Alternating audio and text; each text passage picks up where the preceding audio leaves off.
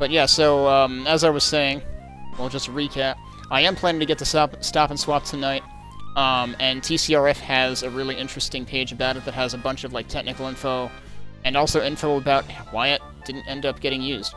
But before we get to that, somebody alluded to in the last stream that something happens if you go back to Banjo-Kazooie's house. So, I've never actually checked that out in person before, so we might as well start with that because when we load the game up, it starts at the beginning of Grunty's lair anyway. So it's really close to that. And then if we have time after both of those things, somebody in the Quake Mapping Discord mentioned a site that happens to have what might be a useful way for us to discover the cauldrons and the Cheato instance that I missed. So I've got something interesting to look at if we've got the time for it. But let's get the game audio back in here. And we will actually get into things, starting with returning to Banjo and Kazooie's home. And, I mean, I have the timer here, like, I stopped the timer when we finished the game. I suppose I will run it more now, but it's like, we're basically past endgame at this point. Okay, so we're gonna return around, and we're gonna go out this way, for the first time since the beginning of the game.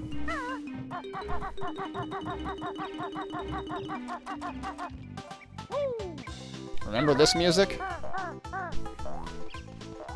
Haven't been here in a couple of weeks. Hey, it's that carrot we missed. I can't believe they just, like, wreck a random carrot in the frickin' end cutscene.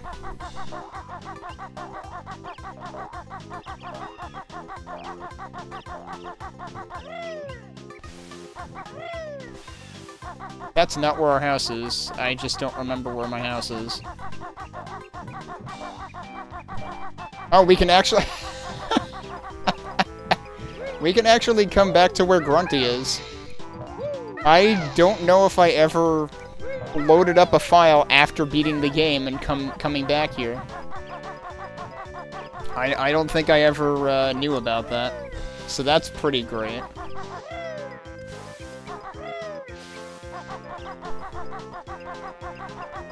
I've gone in a circle now. Where the heck is my house?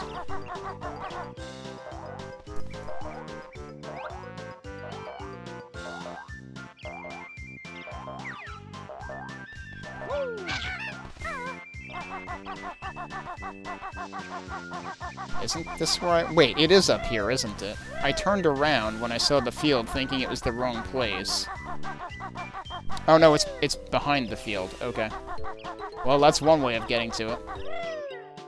Look, it's not my fault I don't remember where my house is. I haven't been here since the beginning of the game.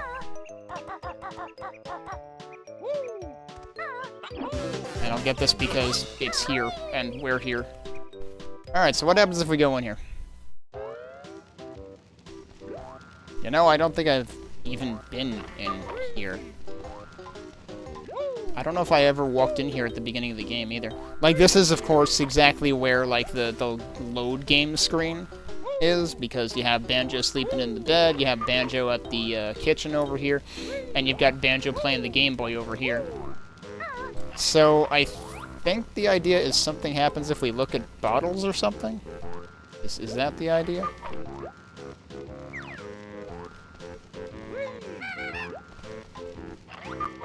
I don't know if there's a specific, like, place you have to look at them.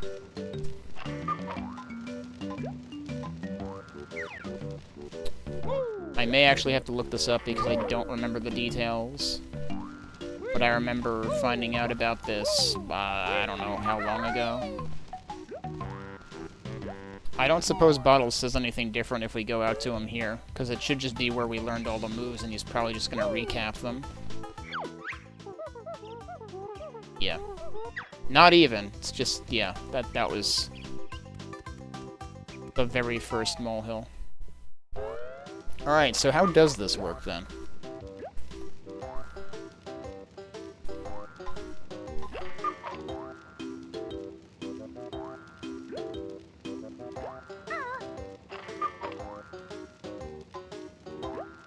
And of course I end up with the first result being from Banjo-Tooie.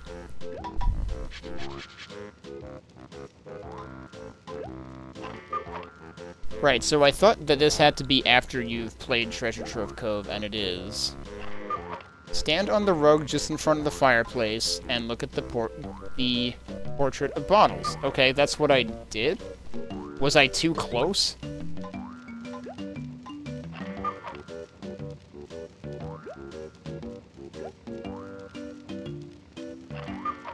Because nothing is happening. I'm pretty sure something's supposed to happen. I mean, like, it's saying the same thing that I was doing. It says, go into first-person mode and look at the Bottles portrait. Like, is there any other requirement? Or is it just really picky about where you are? Well, I hope everybody's excited. We're just gonna be looking at Bottles a lot. Hey, there you go. Took me like 5 tries. Whoa, you found my secret moving picture game. Complete this puzzle and you can win a mystery prize. Yeah, it better be good. I had to look at your stupid picture 5 times.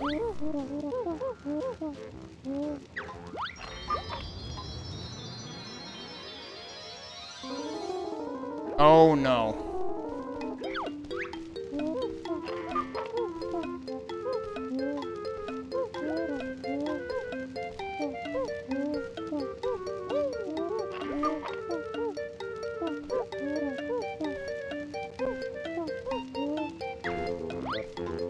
Do I have... Yeah, I have a timer.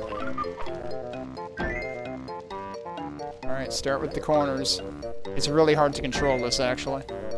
Also start with the edges. That should be there. Yep.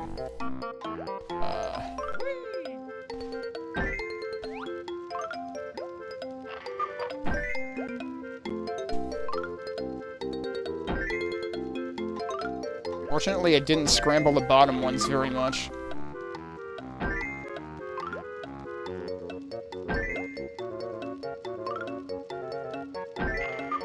It seems like it didn't scramble much at all, actually. It, like, put one random one on each side, along with the ones that actually belong there. Oh, geez, that was weird. It started making noise. I didn't expect it to start making noise.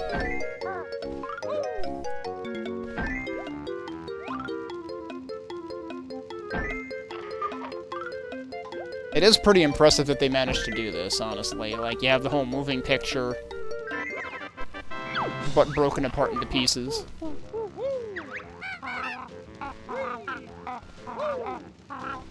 What do we win?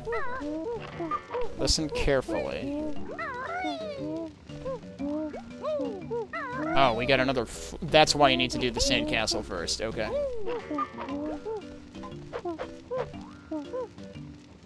Bottles bonus one... Oh, no. There's gonna be multiple of these, aren't there? Good grief. Apparently, we're gonna be making a lot more trips to Treasure Trove Cove than I thought. Oh. He was gonna say something else, and I just ignored him.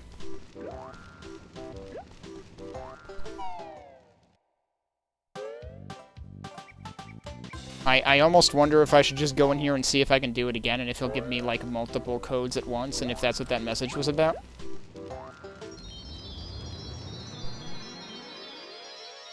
Oh, it's a different puzzle. Alright. Oh, is it mixing it up more? It mixed it up more this time.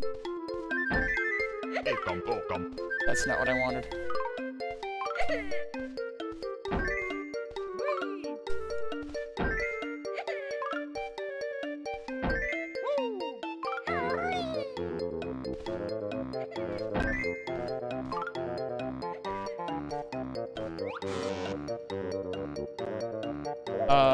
How do I was gonna say, how do I pick it up again? Wait, this is the corner piece. What am I doing?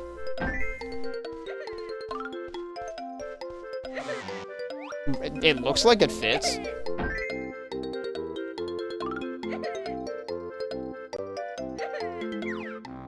That is probably not that one.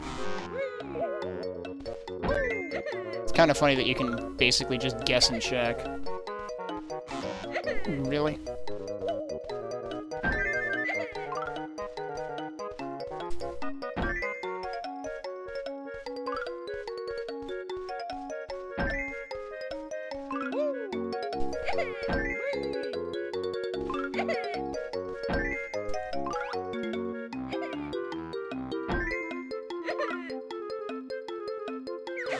Like, you're better off... You can't really do it based on the puzzle pieces. You have to do it based on the image. Rather than by looking at the edges.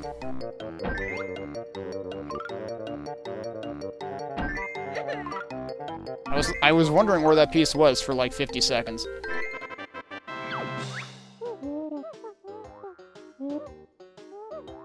Of course, it's bottles bonus. Okay, so I can do them consecutively. Let's see if he says something else again.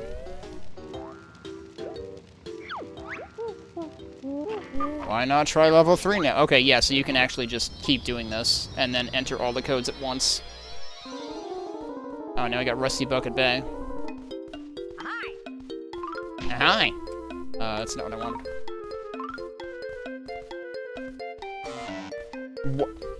What? How is that not the corner? I'm very confused.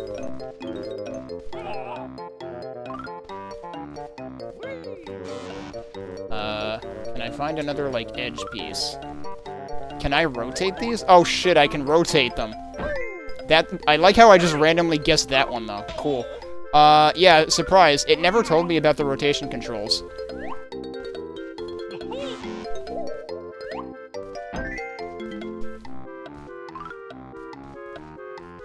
Okay, this just became a lot harder.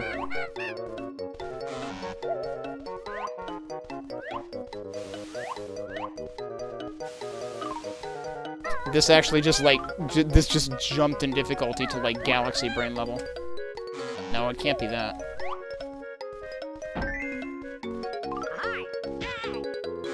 It's not where I wanted to put it.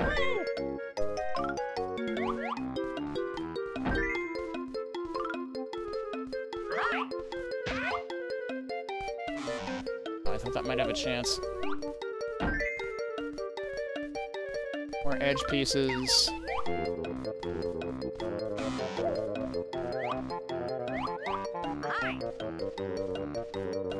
No, it's gotta be up here. I am so screwed on this.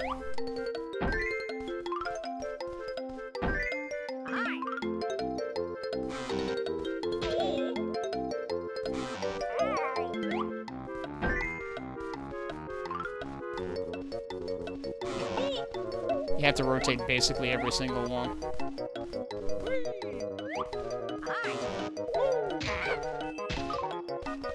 Yeah, we're gonna be redoing this one.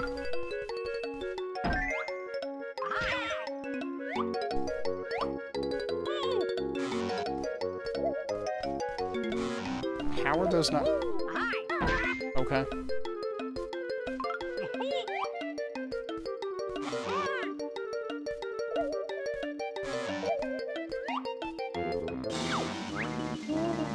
Tough luck, guys. You're out of time. Why not try again? Alright, yeah. The first two were real simple, and then the third one is like,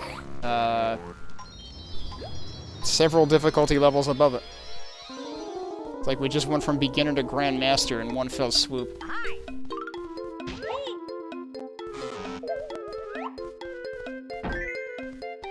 It is the same image, though, so... you do have that advantage.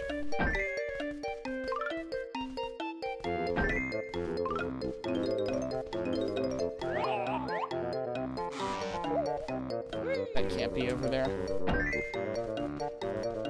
I am also realizing that actually, like, the image is properly shown in the background as well, so, like... Wait, this is a corner piece. It has to be that corner, then.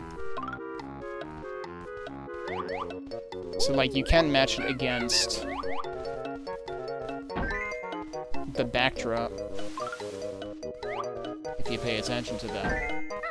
That's actually the easier way to do this.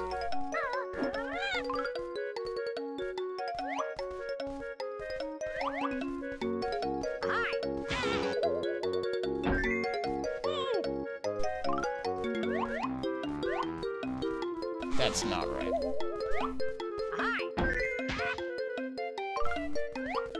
Oh, I thought that was a corner piece. It wasn't.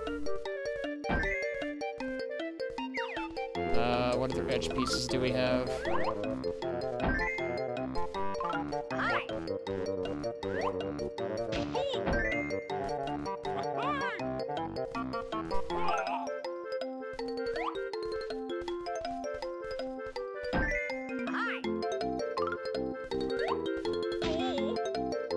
That's definitely wrong. Wait, that's another edge piece.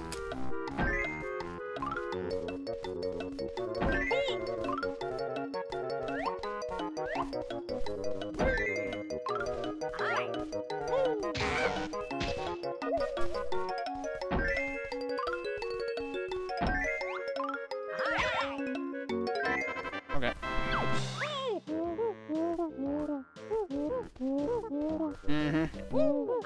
Very predictable. How many of these are there, though?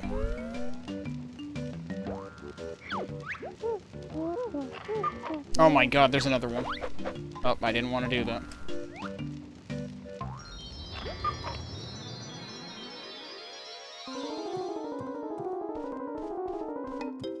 Yeah, you can actually see them rotating.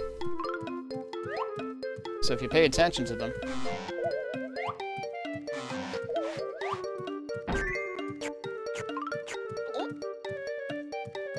Oh, this one's nab nut.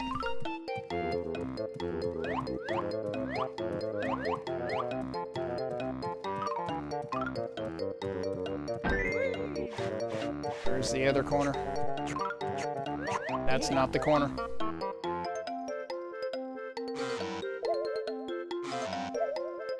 The problem is all of this looks dark, so I can't tell anything.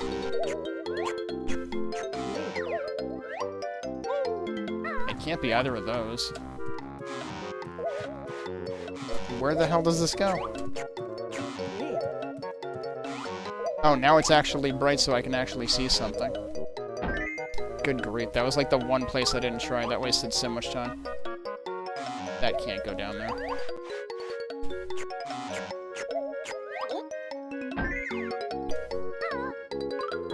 That's... nope, still not a corner. I suspect this goes... nope, that can't go down there.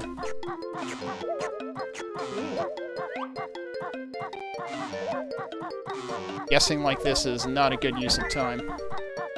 Finding the corners feels like a waste of time, but finding the corners is a better thing to be spending my time doing. I can't even find the damn corners. Is that one?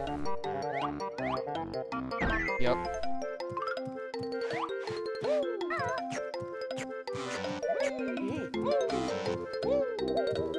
That looked like it could have fit? I don't know. The problem is this image is practically, like, invisible. It can't even be one of these. Can I, like... okay, I can press start to abort it. Is my game too hard? I mean, yeah, it's like one of those asshole 1,000-piece colors where the whole puzzle is just a solid color. So yeah, actually it is too hard.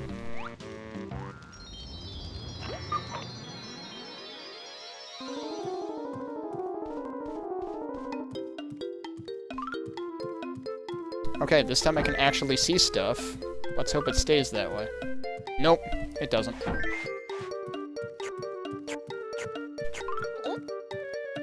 Oh, that's not a corner. Not where I wanted it.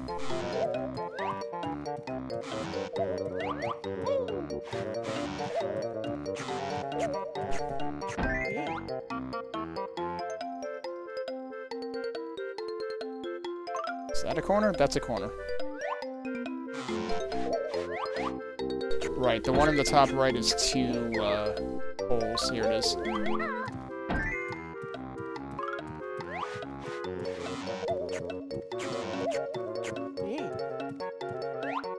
This one has to be left side, yep.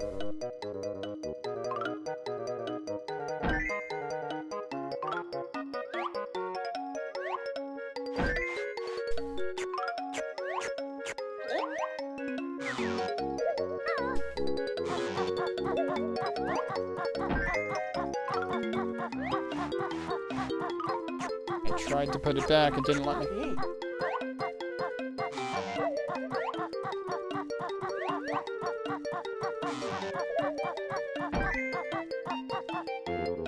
Still not feeling good about this.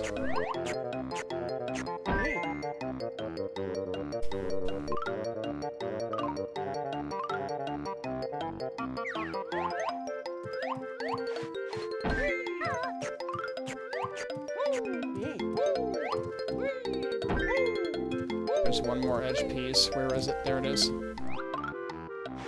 I don't think we're gonna get this in time, though. It's literally impossible.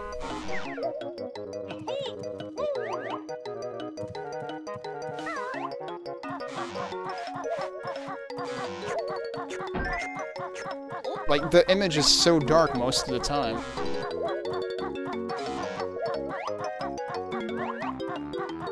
It can't fit in any of these places.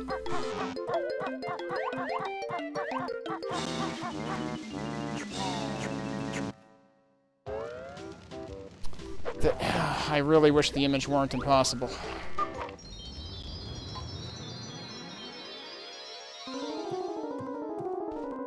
Like, it starts out okay, and then it just becomes invisible.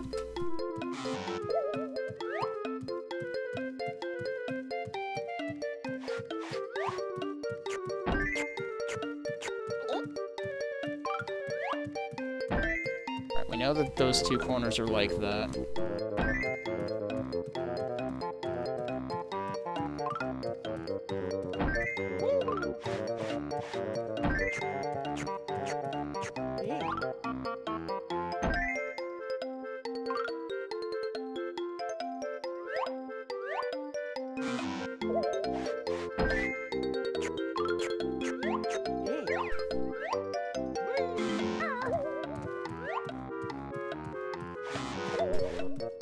That's where I tried to put it, and it didn't listen to me. Excuse me, I'm asking you to pick that up.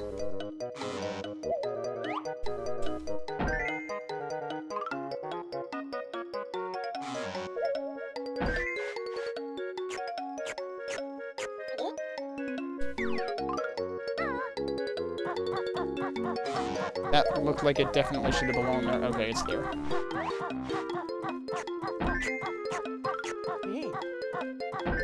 Alright, we've got a decent chunk of time.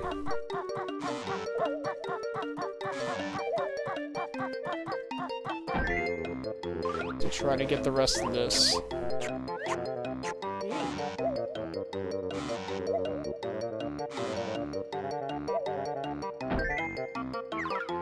Oh, there's another edge piece. I didn't even notice.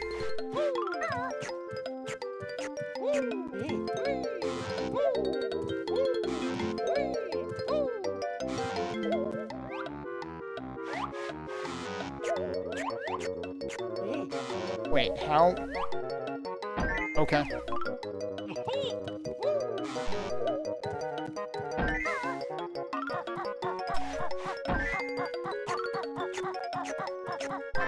I lucked out that some of those weren't rotated. Let's guess, bottles bonus 4. Yep. Is there still another one? Oh, God. I don't even want to know, after how bad level 4 was.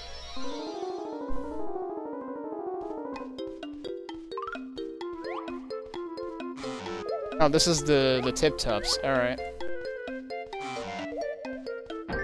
At least I can, like, see what's right side up here. That's not where I wanted to put that.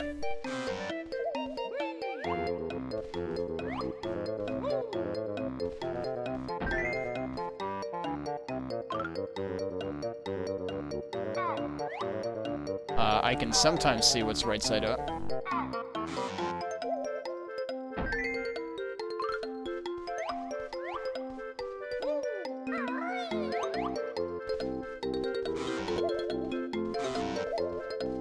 I should really be doing the corners first. Dude, the way this snaps is sometimes extremely problematic.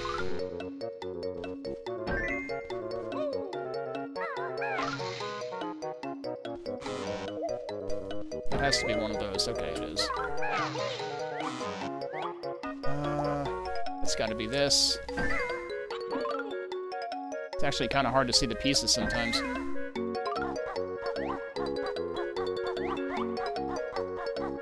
Oh, wait, that's got another piece to it. That can't be right.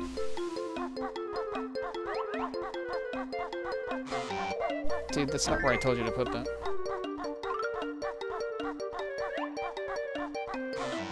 Oh, I still have another corner left down here. And then this has to be that. I am doing very bad on time here. Where's the other edge piece? Right there. Oh, and it's making buzzer sounds in the actual video, too.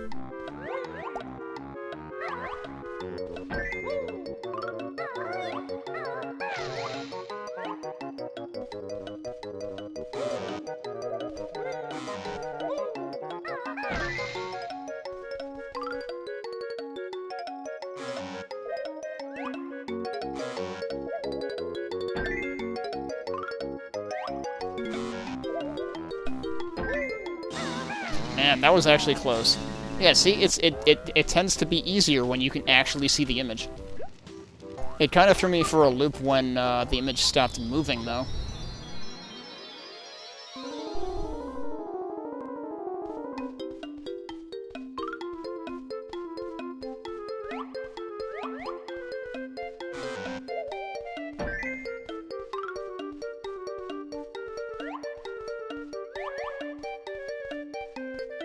No, that's not right. It's gotta be one of the ones down here.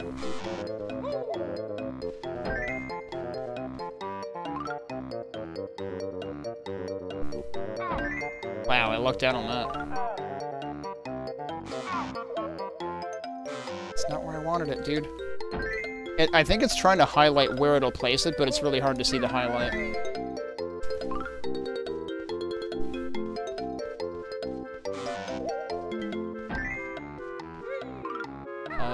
Not what I wanted, but I guess we can make that work.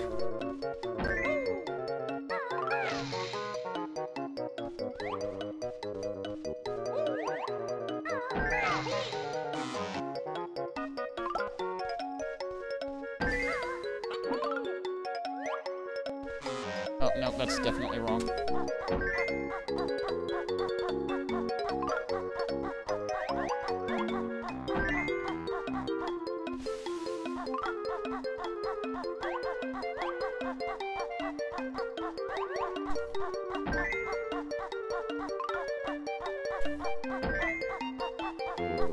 What else have we got?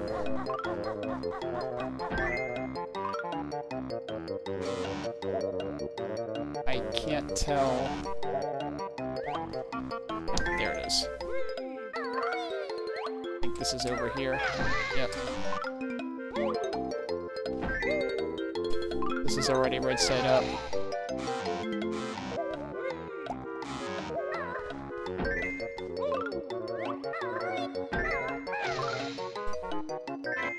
There we go. Please tell me this is the last one. Uh-huh. That was easier than the fourth one. Just one more. Guess what the bonus code will be. I keep pressing B there. I don't know why I keep pressing B there. Like, I'm pressing B to interact rather than looking... Oh, this is Mad Monster Mansion?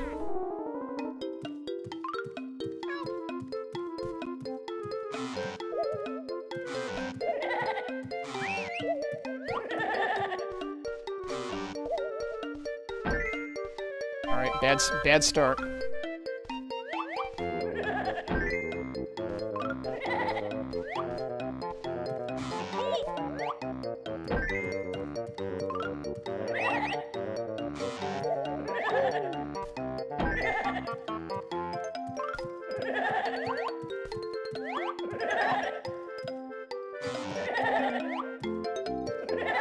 Can't be on that side. Oh god, the background is not helping. And it's really not over here? Alright, we're leaving that one.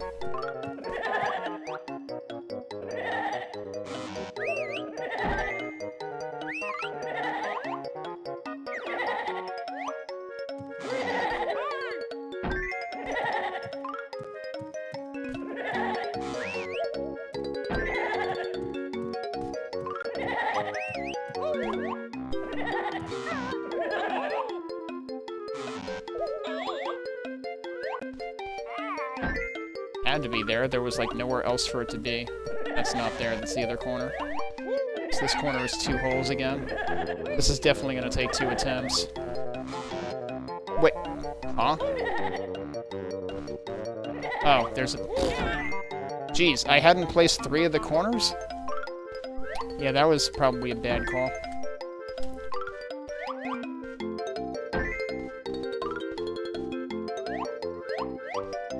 I should not have grabbed the middle piece.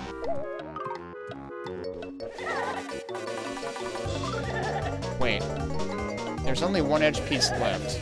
And I'm holding it, okay.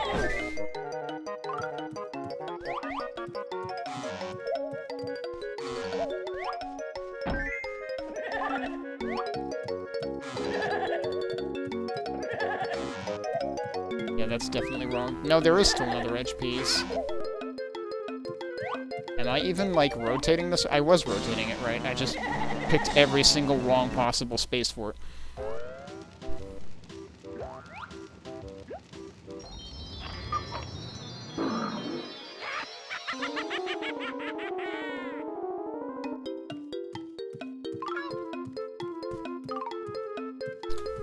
Look for corners. That's not a corner. That is a corner.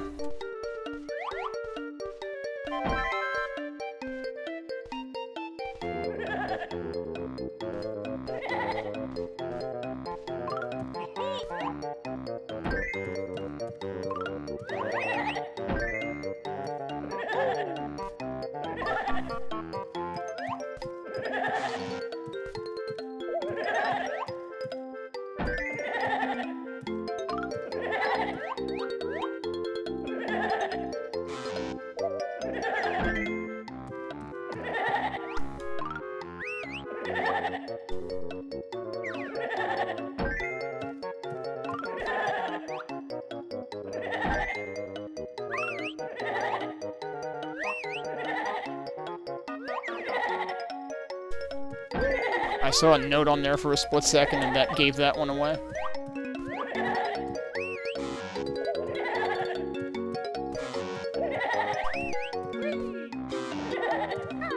Every possible wrong answer.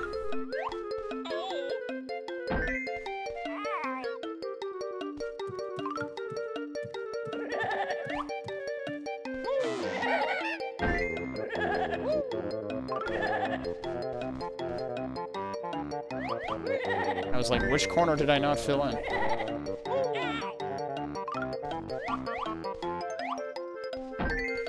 Alright, there's one more edge piece. And I don't know where the hell it is right now.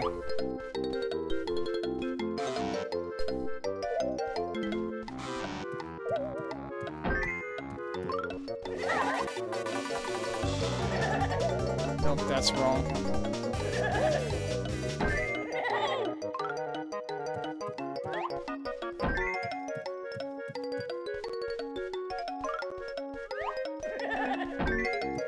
We're gonna just barely run out of time here.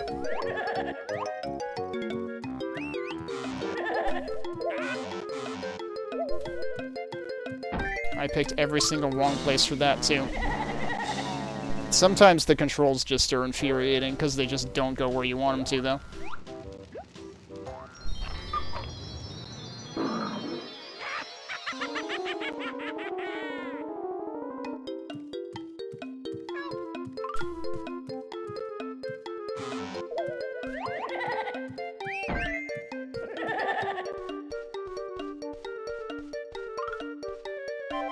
Oh, I thought that was...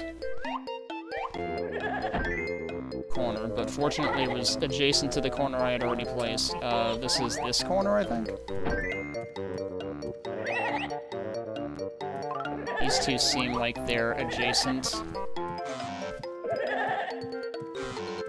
Or maybe not there. Okay. This looks like it might be next to one of these. Oh wait, it's an edge piece.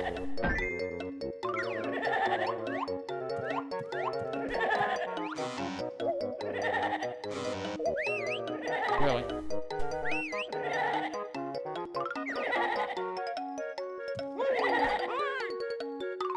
I thought I had a corner.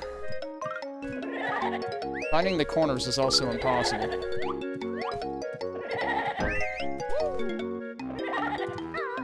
Oh, that's not what I thought it was. Wow, that was a good wild guess.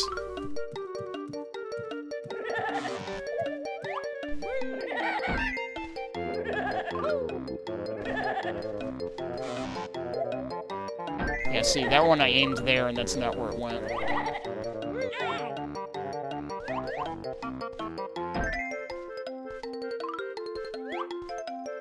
I feel like I'm not doing good on time here.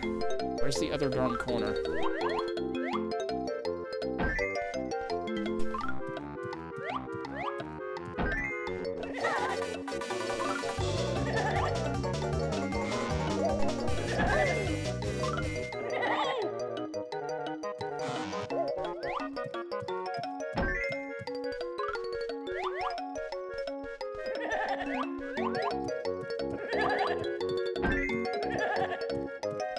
I'm gonna run out of time, partially because I can't aim.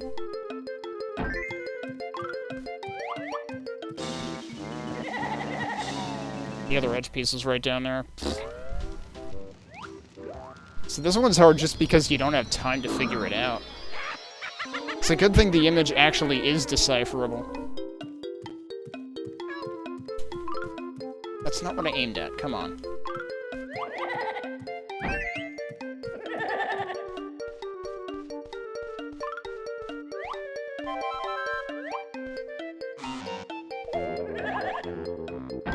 Usually the ghost isn't in the bottom corner.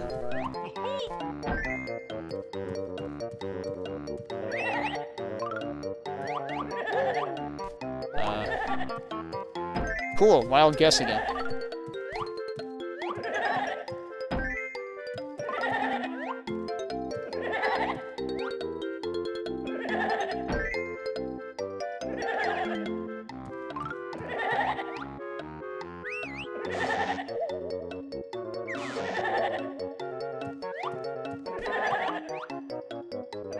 I can't tell what I'm looking at here.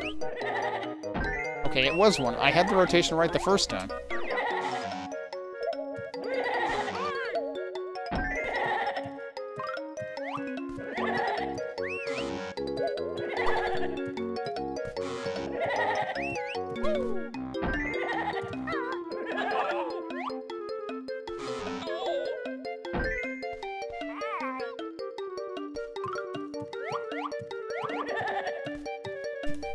That's not where I put it, dude.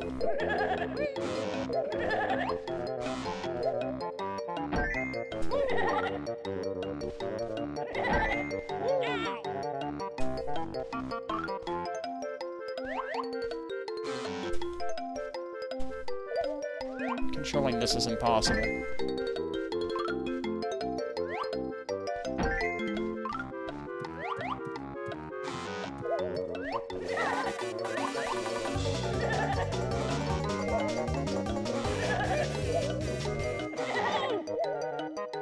Where does this piece go? Thank you.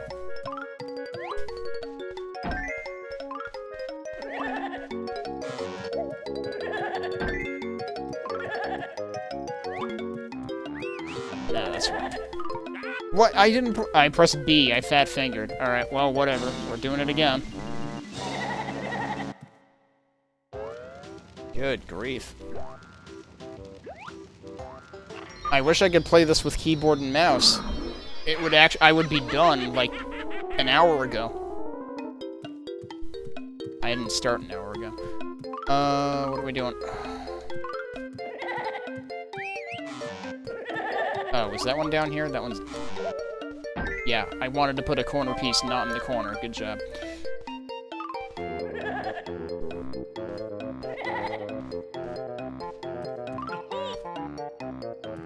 That has to be this one.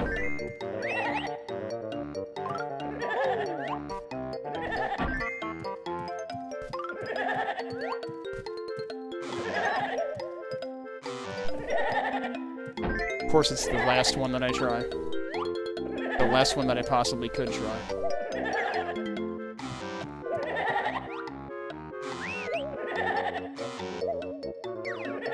I'm just gonna start over.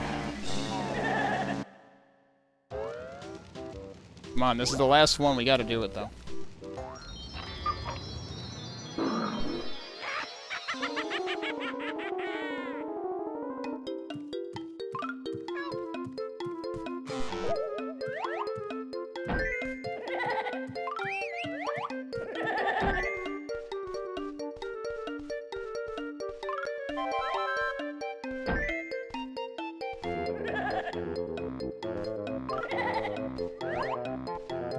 Alright, we actually got all the corners. Amazing.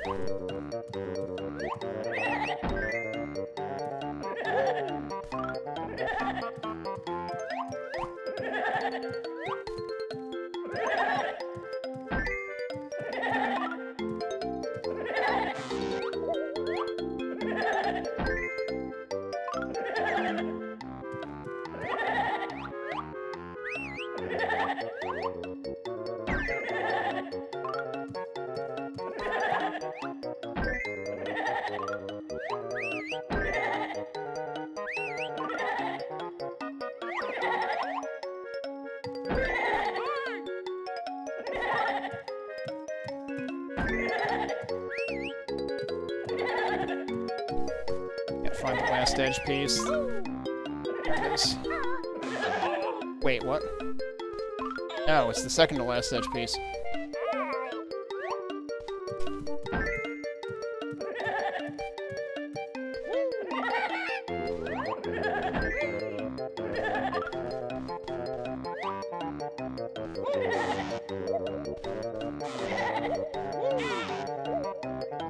No, I didn't want to put it there. I wanted to put it in the center.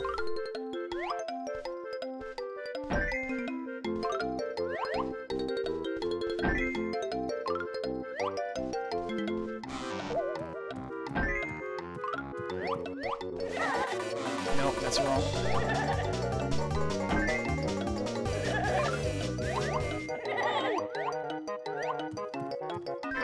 Oh my god, amazing.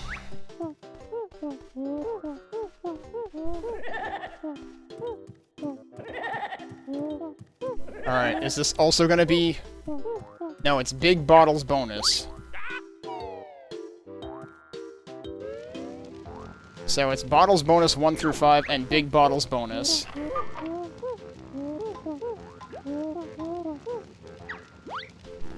Okay. Off to the sandcastle we go. Which is convenient because we'll also need to be in the sandcastle for the stuff we want to do next anyway. We have a whole lot of typing to do.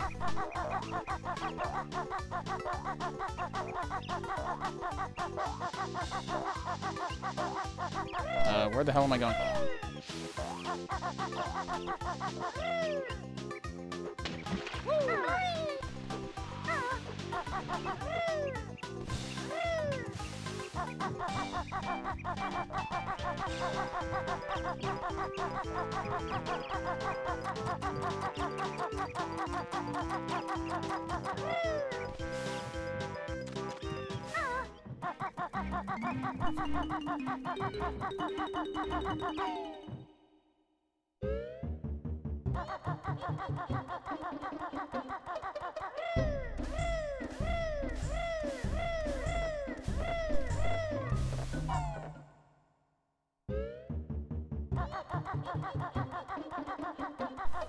Where are we going?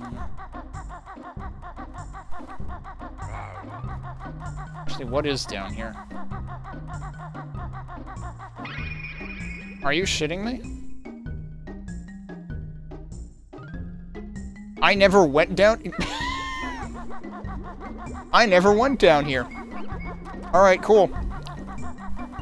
Well, there's one of the cauldrons. Well, welcome back, Missy. You're right in time for me to stumble across one of the cauldrons I didn't get, apparently. It was right there. I got the later one. I could have sworn I went down there. Good grief. So now we're just on our way to Treasure Trove Cove, because I've got all... I'm glad I checked and tried to do all the bottles puzzles at once, because, yeah, it would have been awful going here and back again every single time. That would have been a terrible idea. So we have all 6 bottles bonus codes. So we get to see what those do. And then after that, we have other codes, because, Stop and Swop. I still need the bucket, don't I?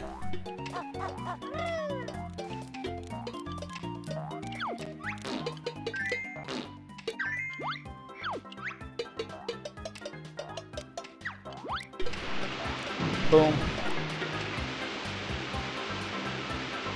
Yeah, the shrapnels are aptly named.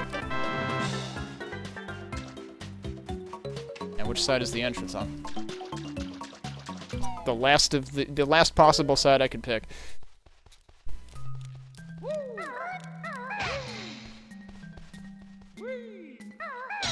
Alright, get that guy out of here. Alright, so we have bottles bonus 1, 2, 3, 4, 5. So that'll be first. This is gonna take a while.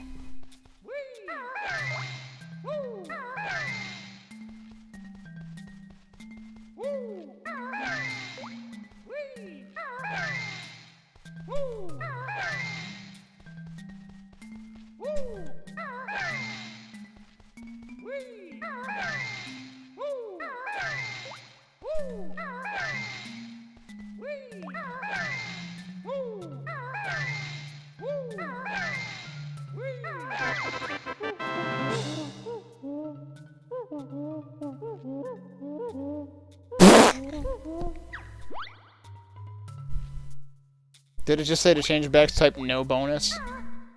Yeah, okay. So we found Big Head mode, because this is a Rareware game, so obviously that had to exist.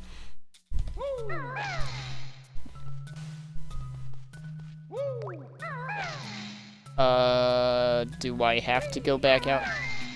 I have to reset it. Wait, can I exit like this, though? I can exit like this. Oh my god. Hang on.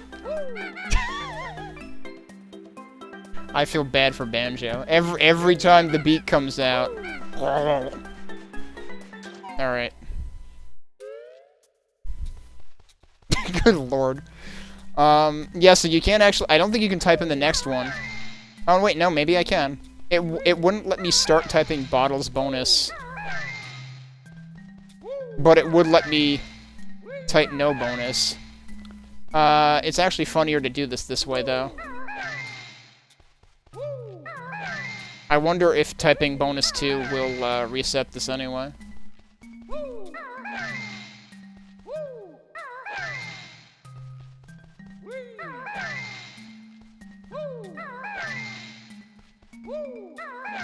Alright, where's T? Oh, they're all over here.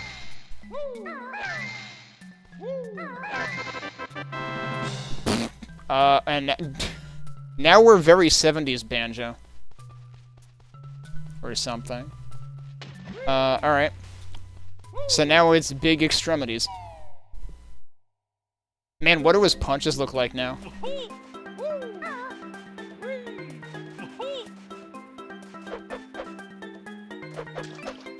It would be great if his punches actually did more damage now, because they practically don't do any damage. They're pretty useless. Alright, watching that is pretty funny, though. I'm trying to punch these guys. It's not working very well.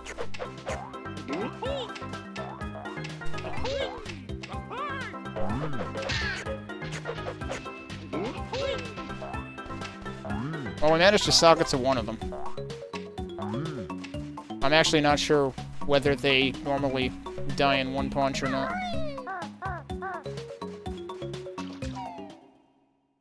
Alright, let's see what 3 does.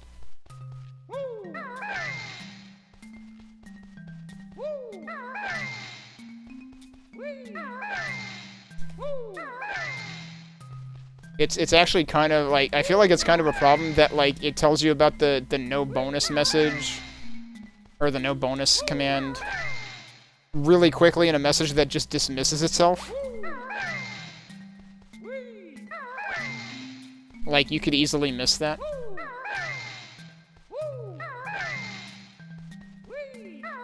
I imagine resetting probably also would get rid of it.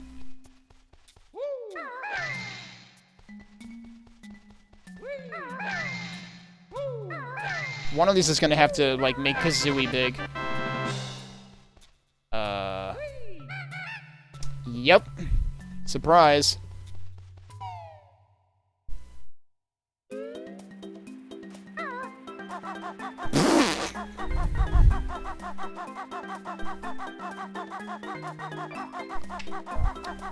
I can't believe we're playing Yoshi's Island. I mean Kazooie's Island. Any second now, we're gonna eat shit and Banjo's just gonna get stuck in a bubble and cry. Alright. Oh yeah, what does shooting eggs look like?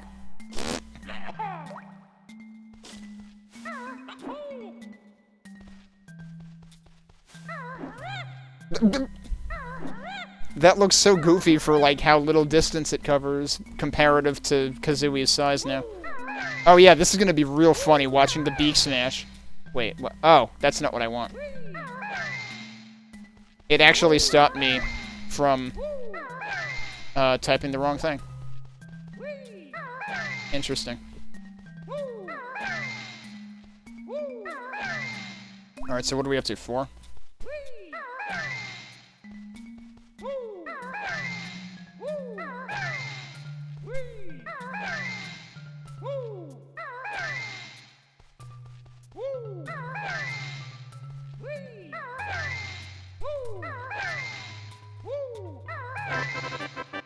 Oh no. Hey, it's Crash Bandicoot. Does it change Kazooie at all? I don't think so. Oh god, what? Wait. Oh my god.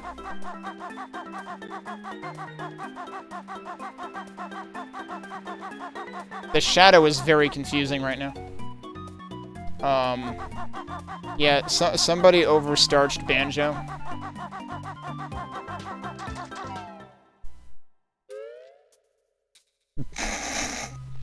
Okay. Oh yeah, what is this? Okay. At first I saw one of the droplets and I thought that, like, I thought his sprite was glitching out. I was like, what the heck just happened?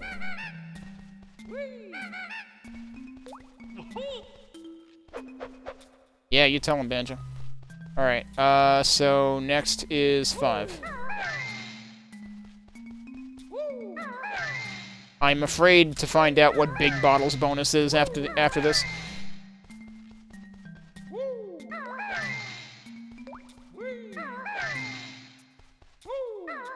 But yeah, I don't know if I ever knew what this unlocked.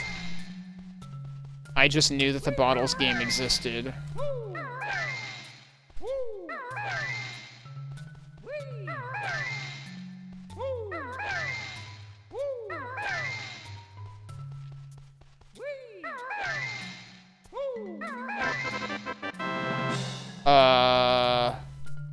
So now we're both stretched and have big extremities?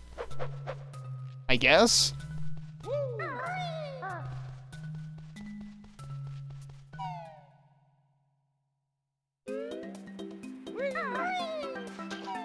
Alright, well, it's time to find out what Big Bottle's bonus is.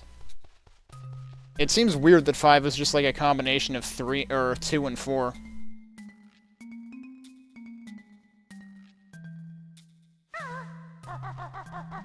Yeah, Kazooie's gonna need a chiropractor after this. Alright. Big bottles bonus.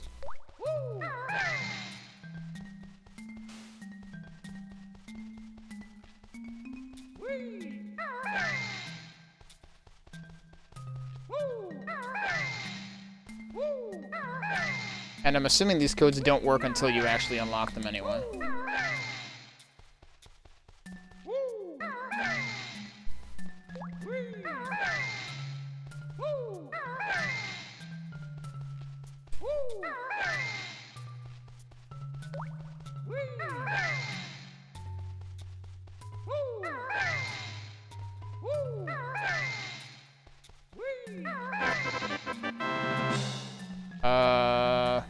So now we're... I think we've got Big Banjo Head and Big Banjo Extremities, and possibly also Big Kazooie. Yeah, so everything is big. Oh god, look at Banjo.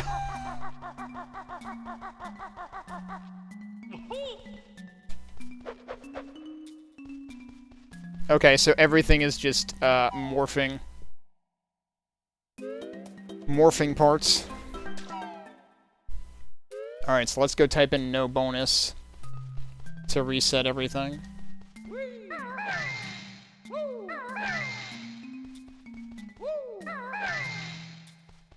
Another O over there, actually? Yeah, it is. There are 2 O's. Actually, there's 3 O's.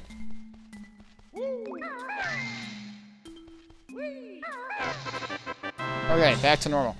Now, while we're here, we need to do, stop and swap stuff. So let's talk about stop and swap for a minute, because there's quite a bit to dig into here. I'm going to pause the timer while we talk about this. And, I'm going to pull up the page on the cutting room floor that talks about this in quite a bit of detail. I should have a browser window ready to go here with it too, yeah. So I'll just pull this up while we're talking about it. So they have a page on Banjo-Kazooie, and then they have an entire sub-page on Stop and Swap.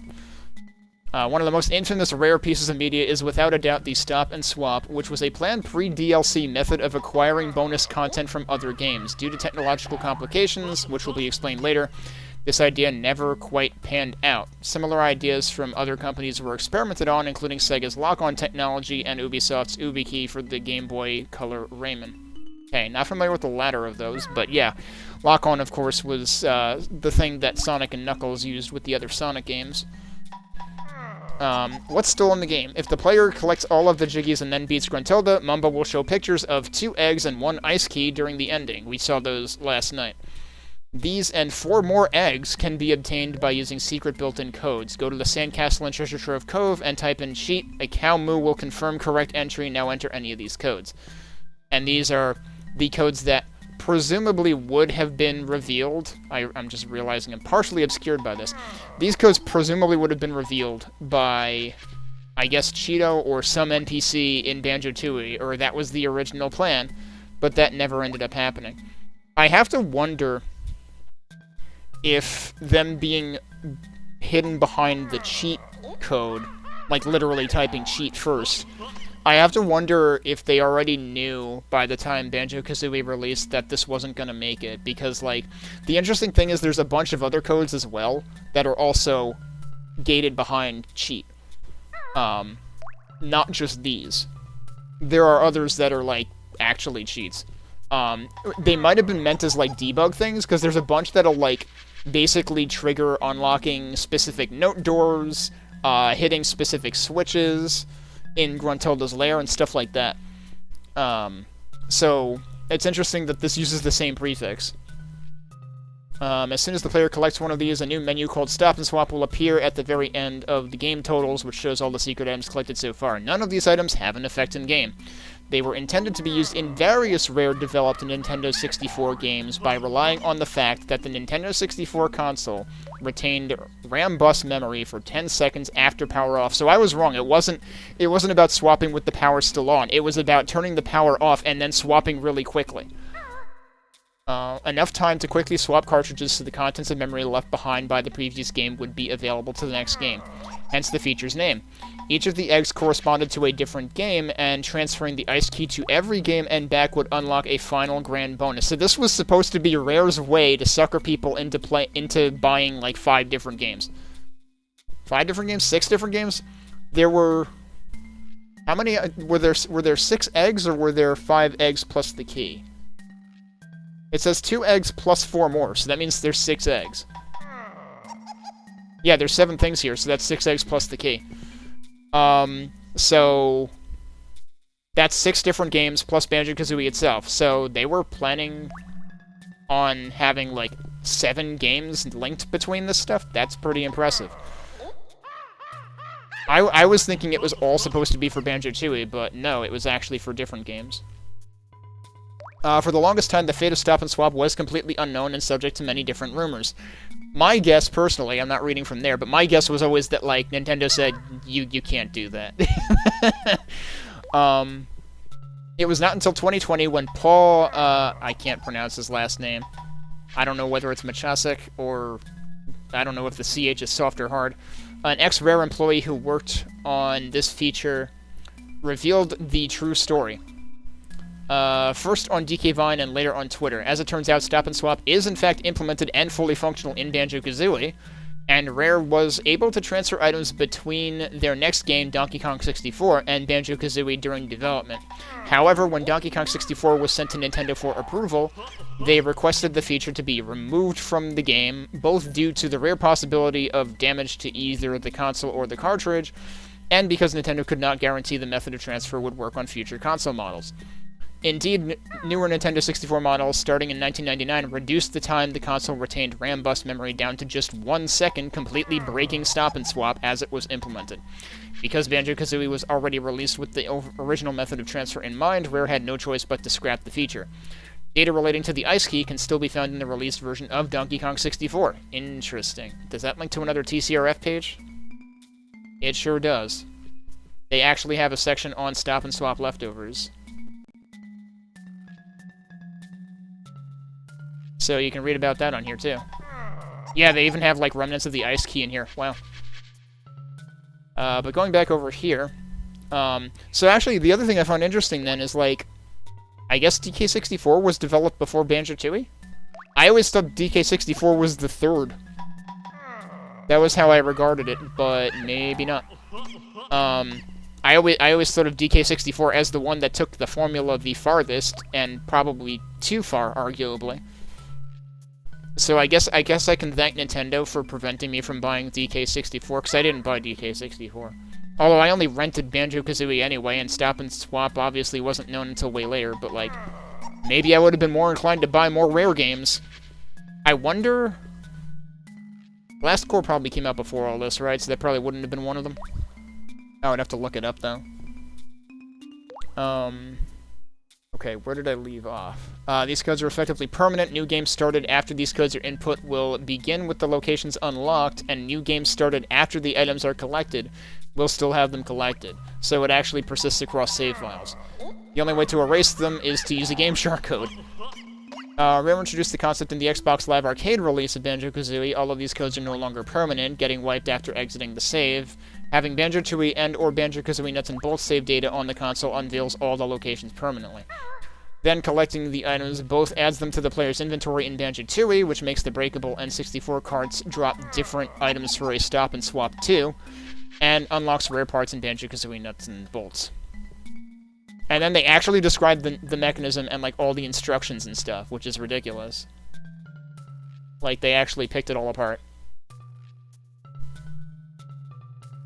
But yeah, so Nintendo told them Nintendo actually did tell them you can't do that. That is in fact what happened.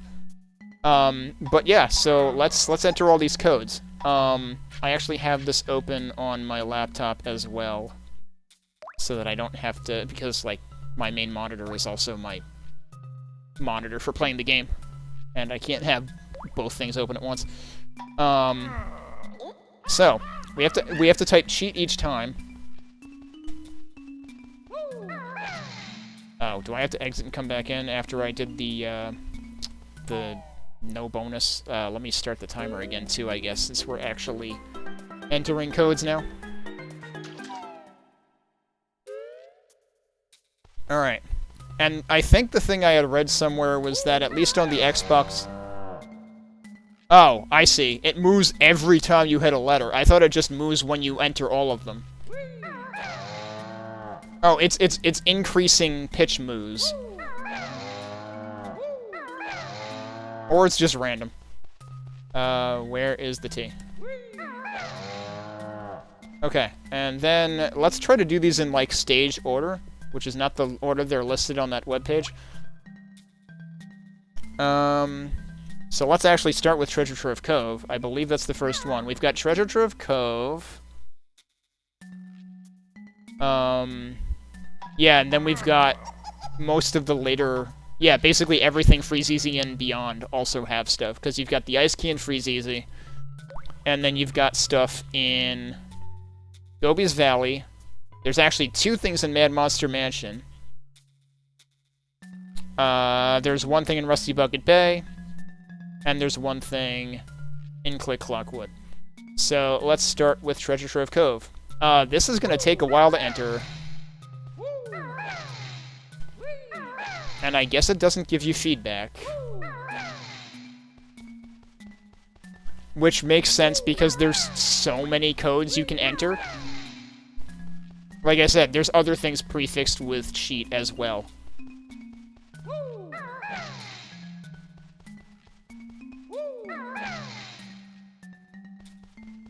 But, like, yeah, these are actually excruciatingly long, so this'll take a while.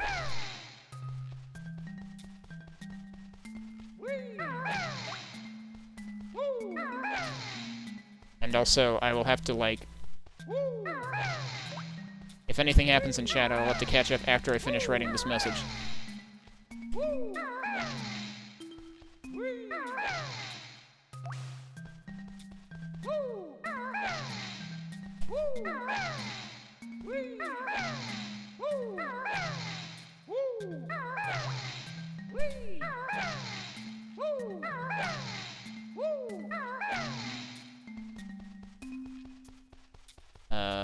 Where is the M?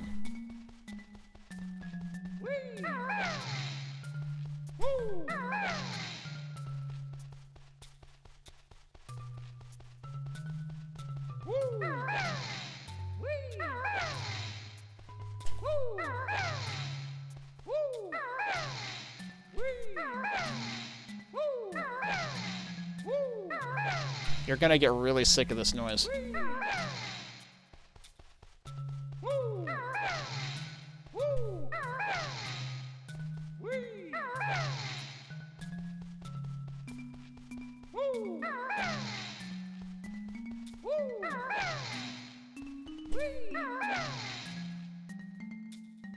We did it. Out of the sea it rises to reveal more secret prizes. I'm gonna enter all the codes now, to get it over with. Also, so that we don't have to keep revisiting this level. But it does show you what it did each time. Not even a cutscene, just like... not a... You don't get to see it rise up out of the water. I was hoping we would. That was a little anticlimactic. Okay, so next is Freeze Easy. Oh, so here's a question. Do I really have to type cheat every time?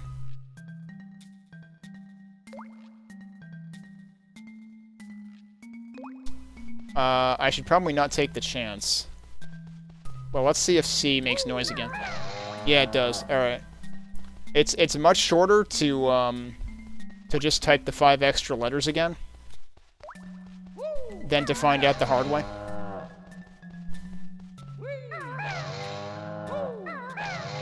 And some other site I read about this on seemed to indicate you have to do it each time. Alright.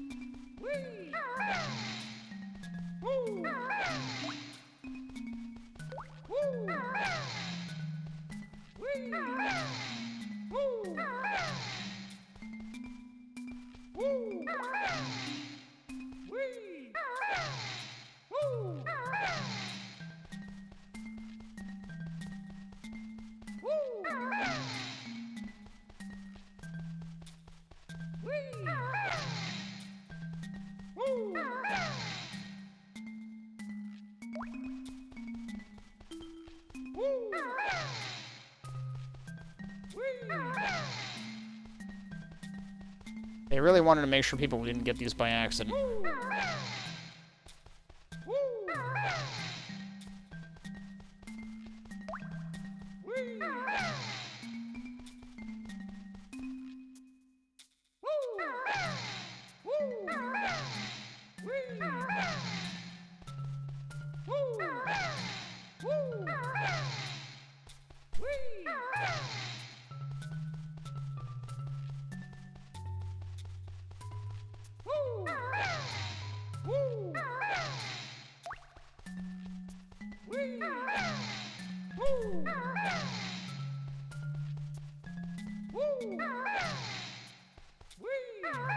We're almost done with this one.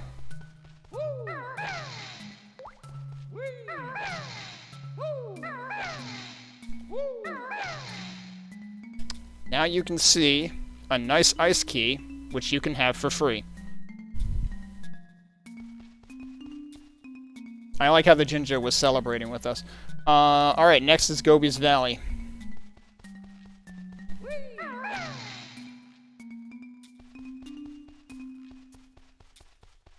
I'm gonna go back in the VOD and see how long it took me to type all of these.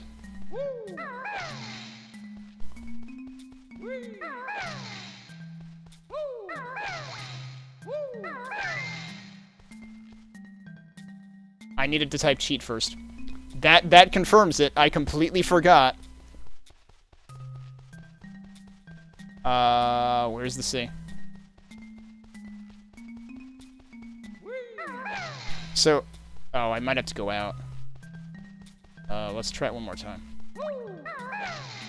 I might have to go out. I screwed it up by doing that. So turning on prefixing with cheat also, like, I guess, disables the regular things that you can normally type.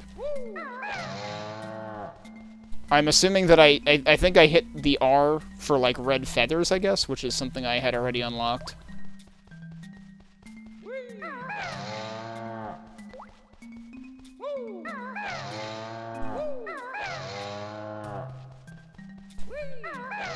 Okay, let's try that again.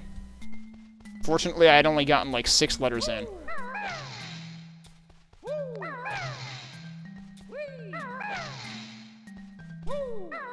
It does stink, though, that there's like no feedback on these.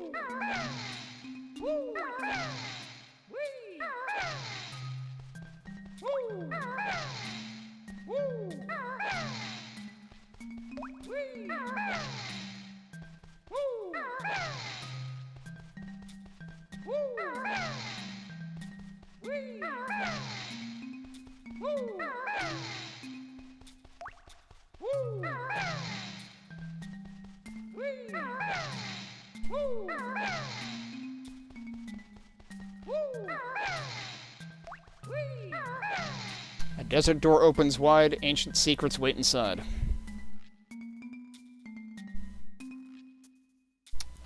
so let's type cheat again before I forget.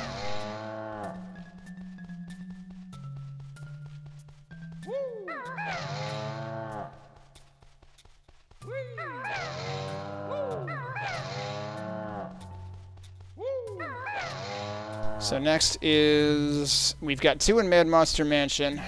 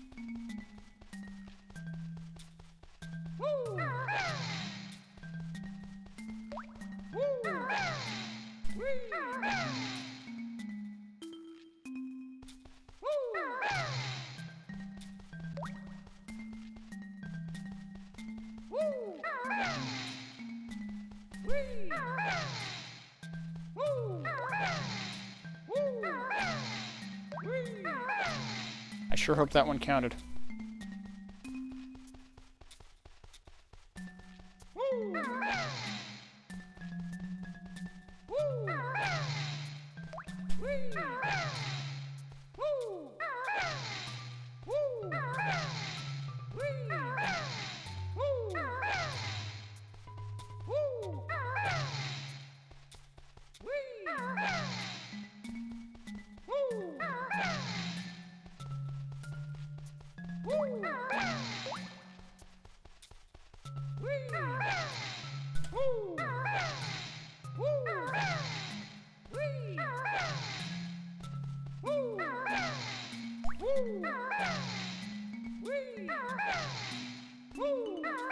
Please tell me.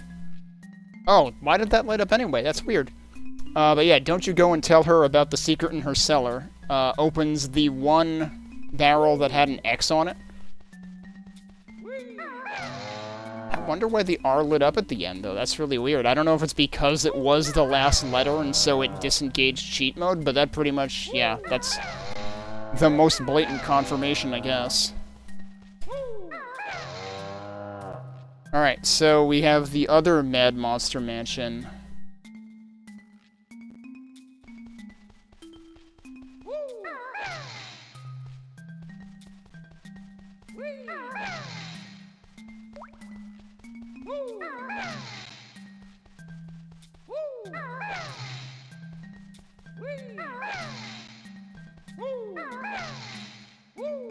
They couldn't just do amid, it had to be amidst to have 2 extra letters.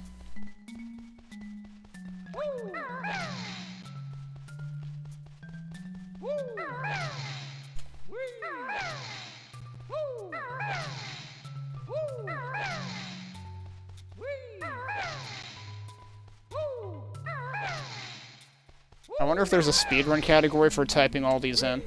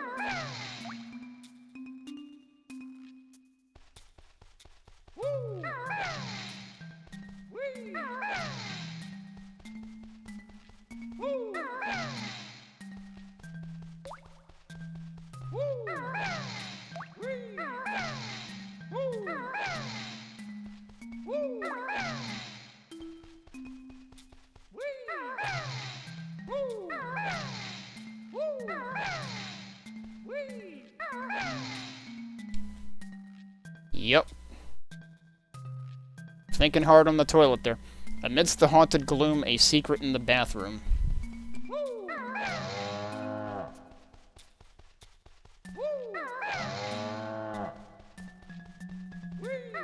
So we got 2 more to put in.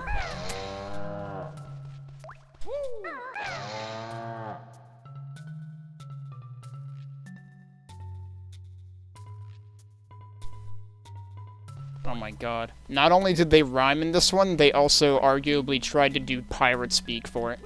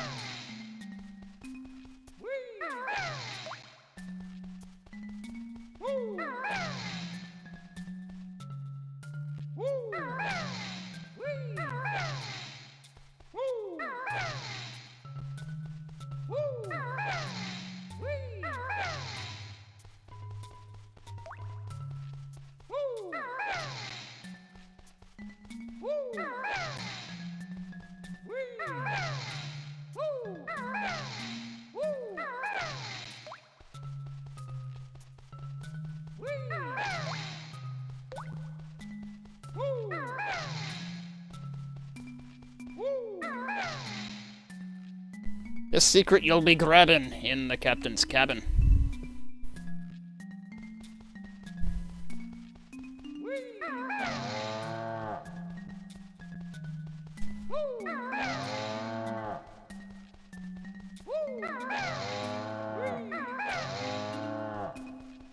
Alright, last one.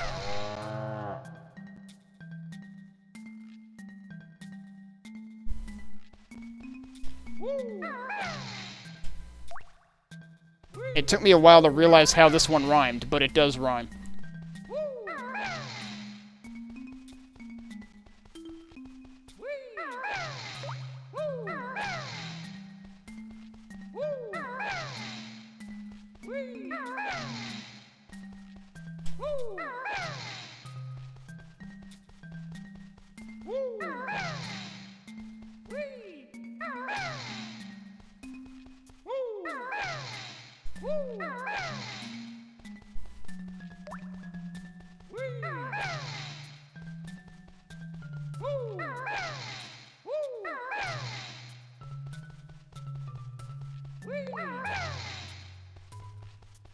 I am starting to remember where things are, though.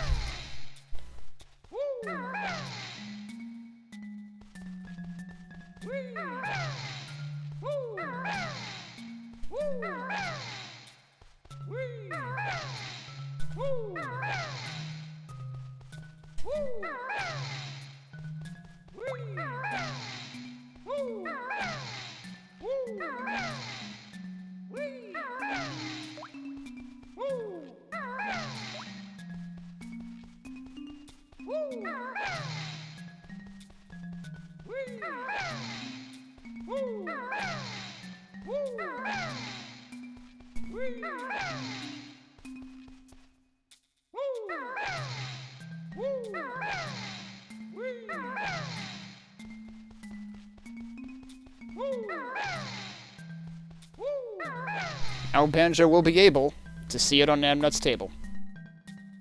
Oh, and that's in winter. Because they're sleeping. Okay, we did it.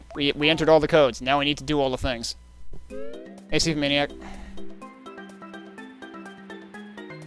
Someone turned Orinoco Float into a sea shanty. That sounds amazing, actually.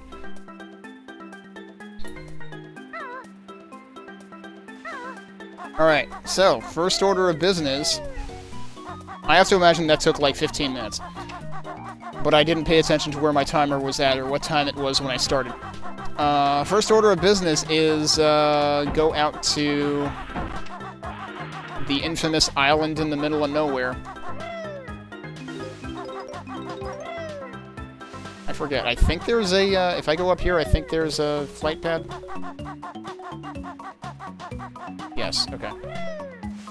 Safest possible way to get there. Also, I forget which side of the island it's on.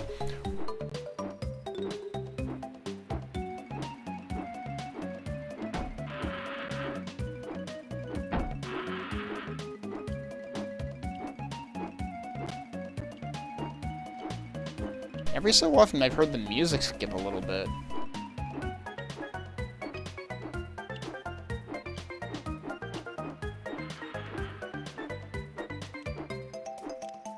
It's really not over on this side, huh? It's over there. We can see it right from here.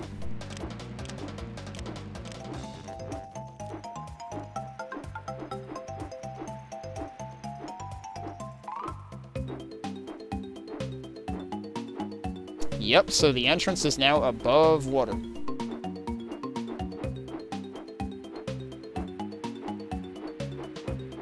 Here we go.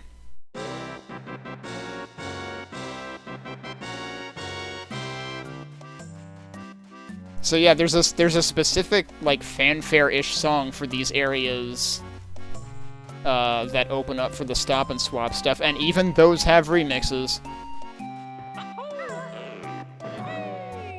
Alright, yeah, guess what time it is. It's time for all the platforming. The camera's actually trying to help on this one.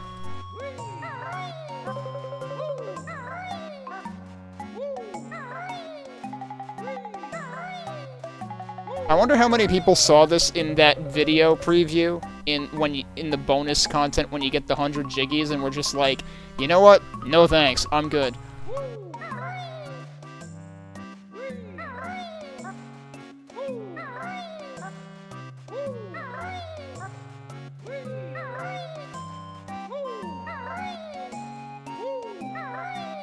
Oh no, oh no. I couldn't even save it? Wow, alright, well, we're doing it again. I choked, like, right at the very end, too. That's extremely sad. And that time I just didn't jump, apparently.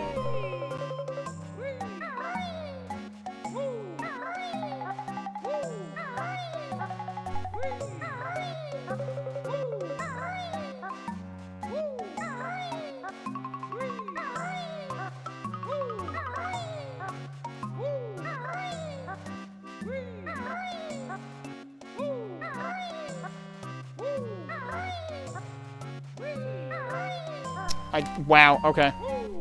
I thought I botched it again. Alright, we did it. And we get egg.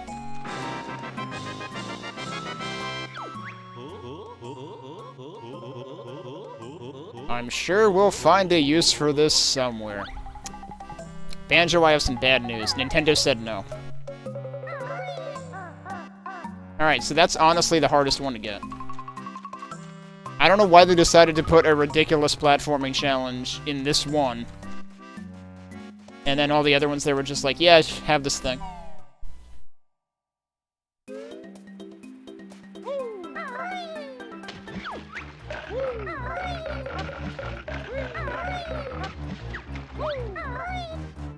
Yeah, well, sorry, Snacker, you gotta go on a diet. Which way is out? That way is out.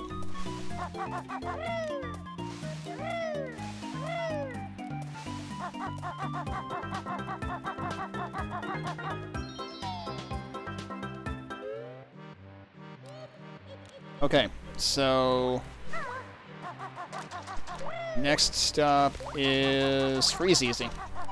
for everybody's other favorite mysterious item.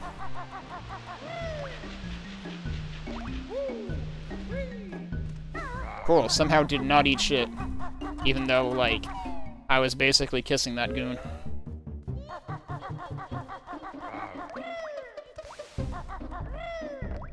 Oh, you know what? I could have taken the other... I could have taken the short... You know what? Let's go back and take the shortcut that I unlocked by complete accident after overlooking by complete accident, apparently.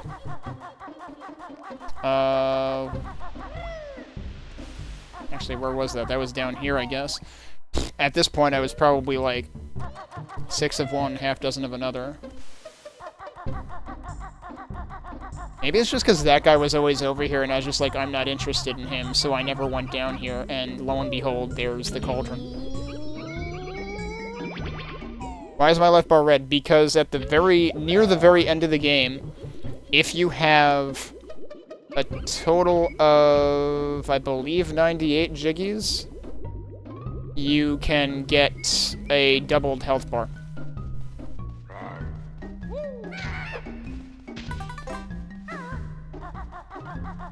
So another interesting bit of lore that never saw the light of day in this game. There was another, well, people surmised there was apparently like an unused music file called Advent, and people surmised that it had something to do with this because like this basically looks like it's trying to be an Advent calendar. But Grant Kirkhope said it was just like short for adventure, and it was actually holdover from something else. But then, never used in here either. Alright, we gotta go back to Waz's cave. Yeah, so, as it turns out, having the doubled health bar is, like, practically mandatory because the last boss is that crappy. Like, you will take damage. Especially on the last couple of phases. Alright, I forget. Is Waza over here? Yep.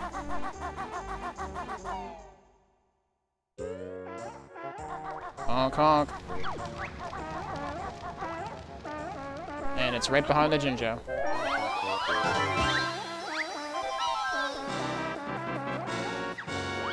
And there you have it. Everybody's favorite mystery item. We're actually in the room with it right now, and we can pick it up. Oh, it doesn't do sparkles. Cool, an enormous ice key. You know, bad news, it melts, and it's never heard from again.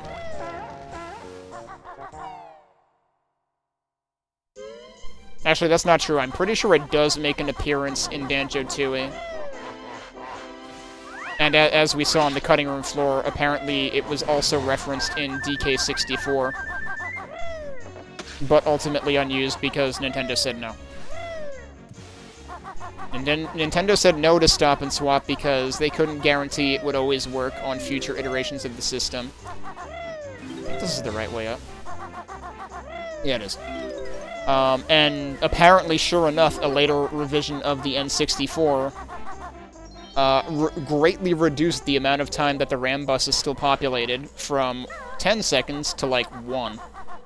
So Stop and Swap would have been extremely difficult and precarious.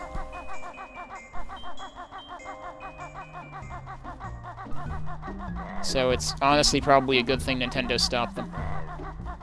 As unfortunate as it is, because it's a pretty cool idea. Alright, next we gotta go to Gobi's Valley, which, that's actually before this area, isn't it? What's the entrance to this area, though? Is that here?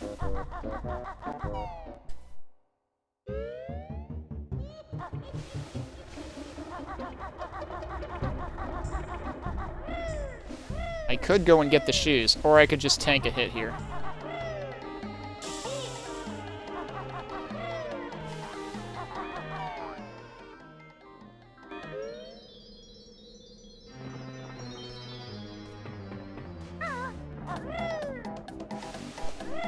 That's not gonna make it. It nearly did make it. It very barely did not. Alright, we're gonna need flight. I think I need to climb onto this thing.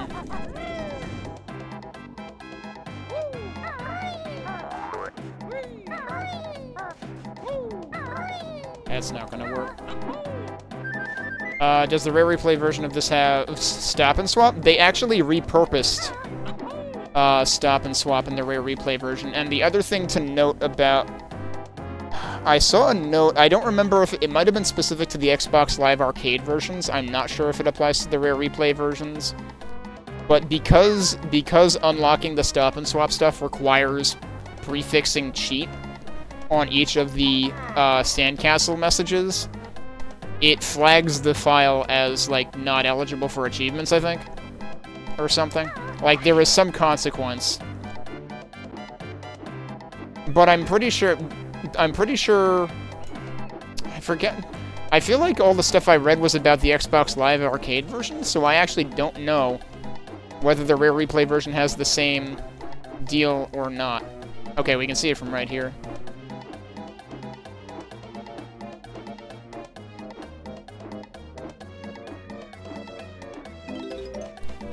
Was Nuts and Bolts in Rare Replay? I'm assuming not.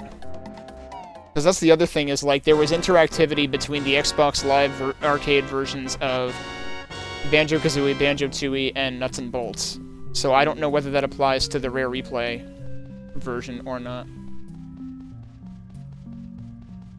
Alright, this was also alluded to in the 100 Jiggy bonus quote-unquote pictures that were actually movies. Very shiny Switch.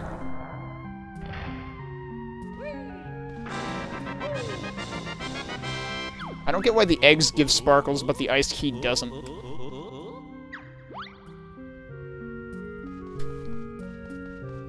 know what, let's take another look around this room. Is there anything else special about this? Probably not. And once again, another, like, special... You know, each one of these has a specific rendition of this song. Like, it's ridiculous the amount of effort the musical composition in this game required. Yeah, I figured Nuts and Bolts might not be. Oh, well, there goes my ride. Guess I live here now. I don't really want to go down there. That's right, I guess there does need to be a grounded way to get to this, because when you come out, you no longer are flying. I'm sure it'll come back eventually. Yeah, it will. Okay. I wasn't sure if it was going to disappear or not.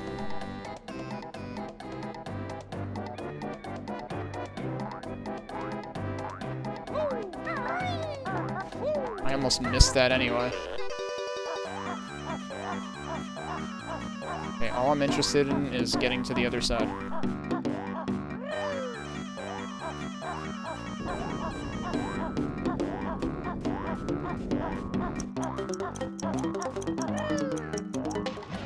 Do that to get out of the shoes without the animation. Alright, so we're done here. We've got 2 stops to make in Mad Monster Mansion. Alright, here we actually do have the shoes, right?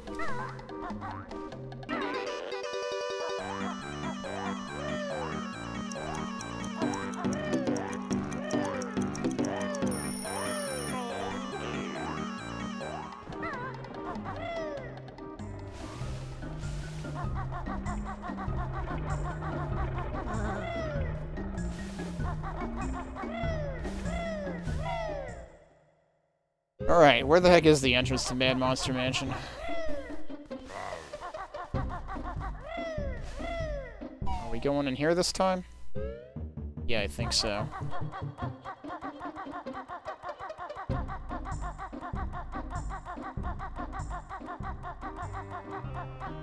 Yeah, so the 2 that popped up down there means that I have 2 Jiggies left that are usable, which means I've used 98 of them because there's 100. And, you need 94 to beat the game.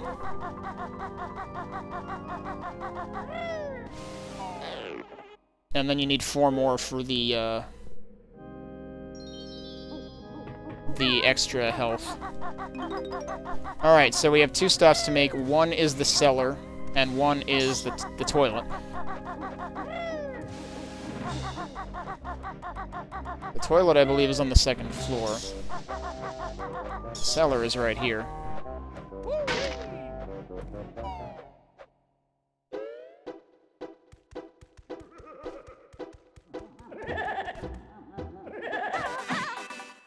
Eat shit, dude. So yeah, all of the barrels with a year on it, we were able to open.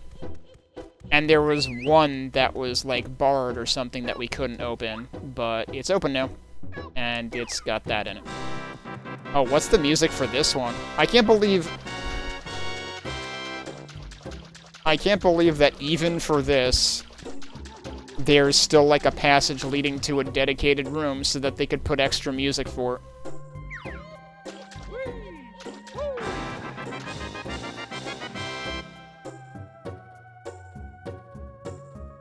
Wow, now we're so used to these things that there's not even another message.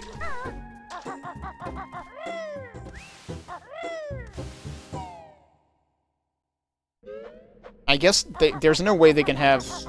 there's no way they can add that music for the toilet one. It's like literally just on top of the toilet.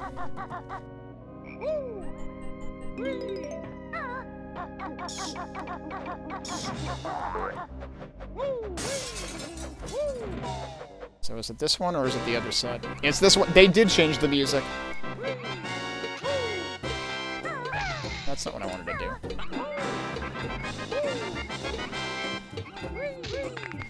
I'm assuming this is the same music as the other one? I think it is.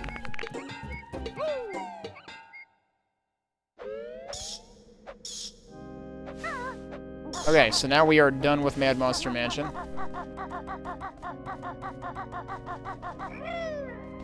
Camera, what are you doing? I was trying to tell the camera where to go, and it was just like, I'm gonna do my own thing.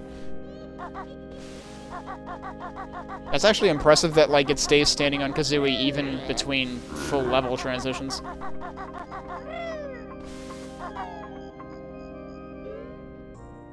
Alright, so now we gotta go back and get to Rusty Bucket Bay. Actually, you know, it's kind of funny how both of the last two involve bedrooms. Because you got the captain's quarters in Rusty Bucket Bay, and then you've got Nabnut's hut in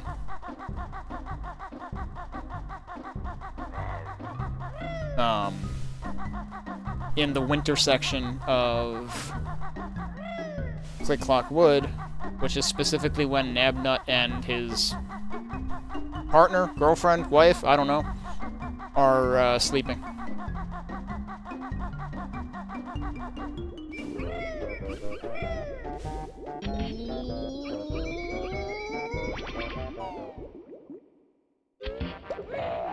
Okay, it does not preserve... your Kazooie state does not preserve coming out of a cauldron. I figured that might be the limit of it. Alright, now which thing was the captain's quarters?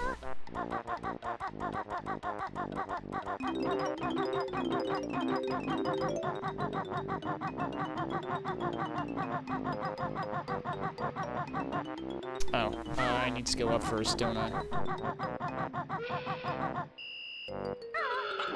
My finger is actually getting tired of hitting the Z button after all of the frickin' sandcastle floor slamming I was doing. Wait, no, the things are down here.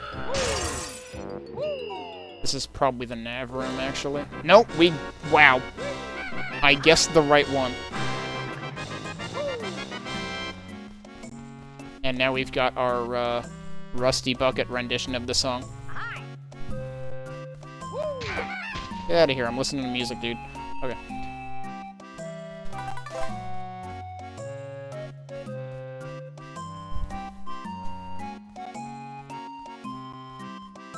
curious what the Click Clock Wood one is going to be like.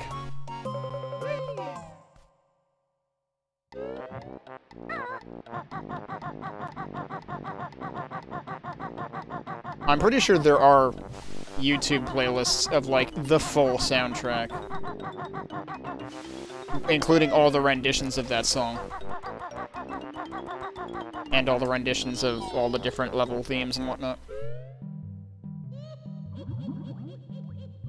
Alright, now we gotta get back up to Click Clock Wood.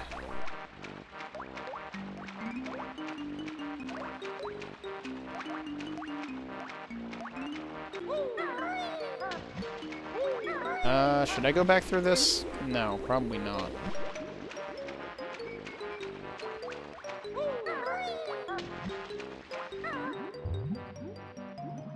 I always went this way.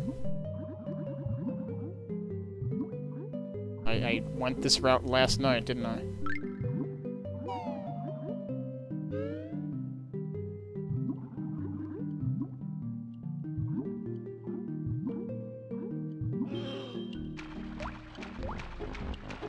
Oh yeah, Virtual Missy's favorite level is Click Clock Wood, right?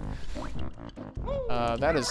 Oh, I accidentally attracted the attention of the shrapnel that time, because I forgot where I was going.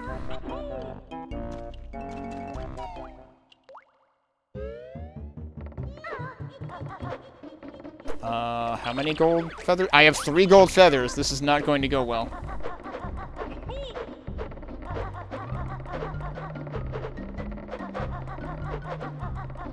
Wow, I only got hit once. And that hit would have been avoidable, actually. You can actually basically zigzag.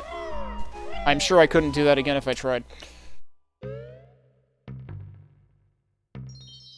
Oh, that's... Wait, so coming out of Mad Monster Mansion, I was still on Kazooie, but warping into here, apparently not.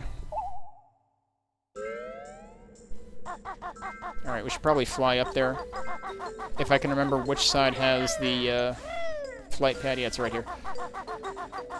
Unfortunately, we're not going into spring, so we don't get to hear the really good version of the music.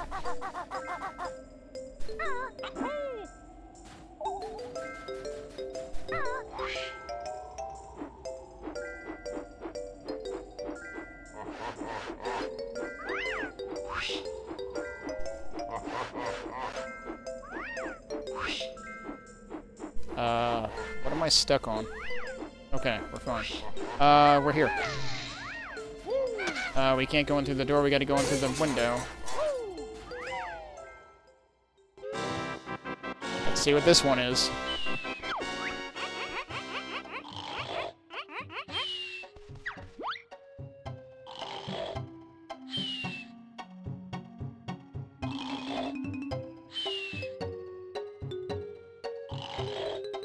I mean, I get that the flute or whatever woodwind is there is trying to be...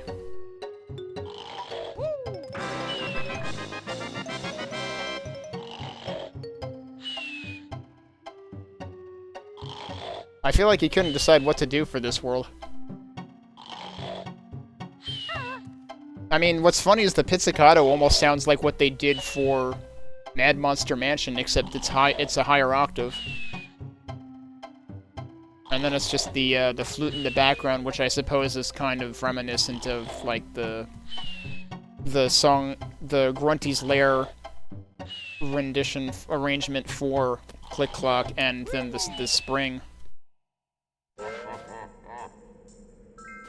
Boss in DKC2? I don't know DKC2's bosses well, so I've never played it myself. Ow. Thought I was gonna fall twice, that would have been pretty funny. Alright, so we did all of the stop and swap things. And actually, this is a good time to look in here, because I should already start at Click Clock Wood, and then if I go to the right, there's your stop and swap. You can barely see the ice key there, but the ice key is in fact there. I'm on an ice background, so that makes it hard to see. Let me go back out to the hub. And maybe we can make it a little easier to see.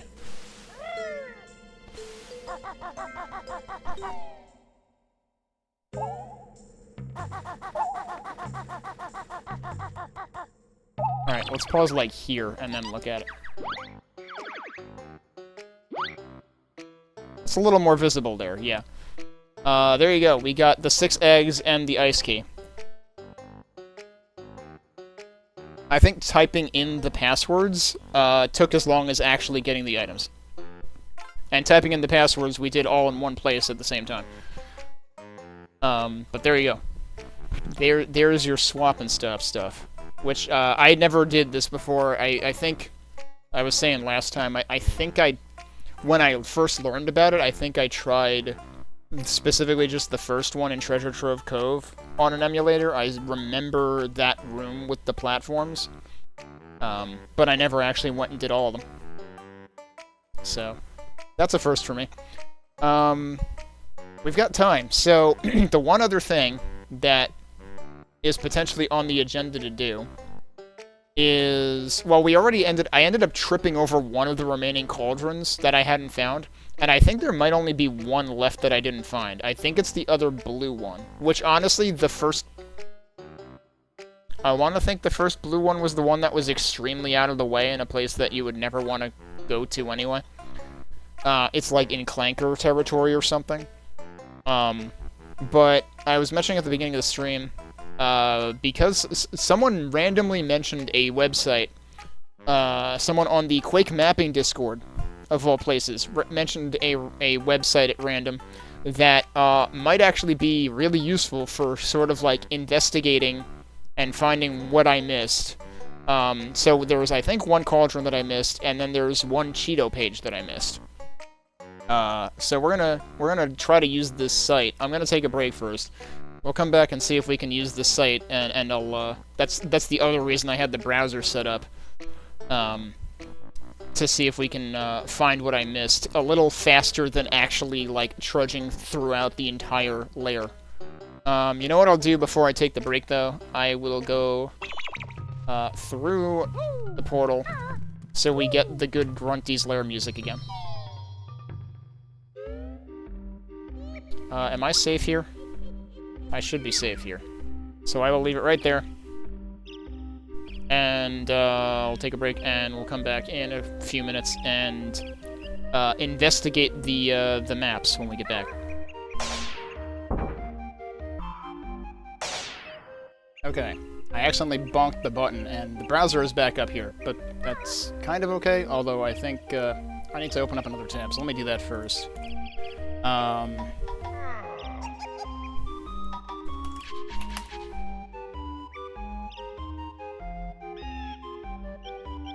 Alright. Now we can open the browser back up again. So, the site that I learned about the existence of literally last night, after stream, is noclip.website. Yeah, no, seriously. Like, website is a valid top-level domain. And Twitch will hotlink literally anything under the sun, so that works. Noclip.website requires WebGL, I think WebGL 2 or something. But either Firefox or Chrome or whatever should support that. I am using Firefox. And what is this site? Well, it hosts a library of maps from a whole lot of different video games.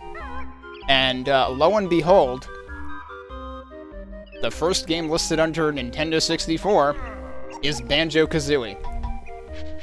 And then you can dig into each of the individual maps.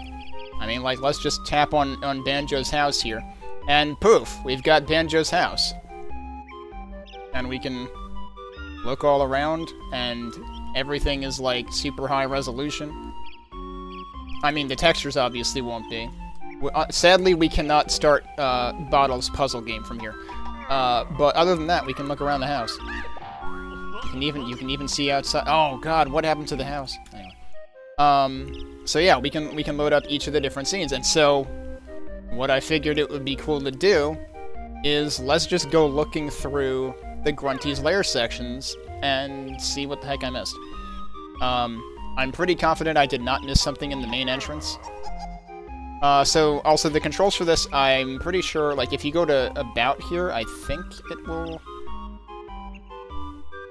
it mentions some of the controls here. It talks about that you can use WASD for movement and clicking and drag for looking around. You can also use I and K for look up and down, and J and L for look left and right. So you can use the keyboard for everything if you want.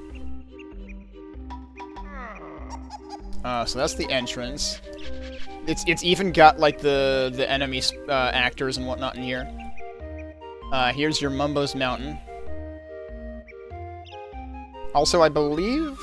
I forget what the controls are for it. I forget if that's mentioned in here. I didn't actually mean to open that. I just, like, hovered over it and it opened. Mouse wheel fine-tunes the speed. Right, okay. Because well, honestly, I would love to be able to fine-tune the turning. But I think that might just fine-tune the movement speed, actually. But yeah, so we've got Mumbo's Mountain. It does not spoil the Jiggies in Grunty's lair, because there would be... other than the first one, I guess. Jiggy looks very, very high resolution and shiny. But yeah, like, there would be a Jiggy on top of the mountain, but not until you activate it.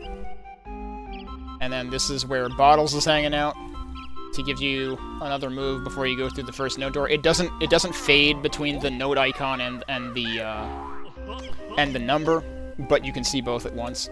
Now, unfortunately, since, like, each map is its own, I guess, entity in terms of how they're loaded, we do have to, like, go between maps manually.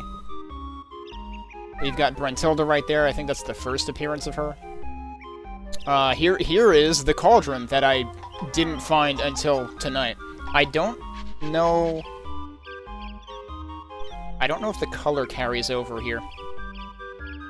So I'm gonna have to go off of memory of, like, did I find the cauldron or did I not find the cauldron? That's where Clanker's Cavern is activated from, but you need to go into... well, it's also where Treasure Trove Cove is activated from, but you need to go into Treasure Trove Cove to unlock those paths before you can activate Clanker. And that's it for this level.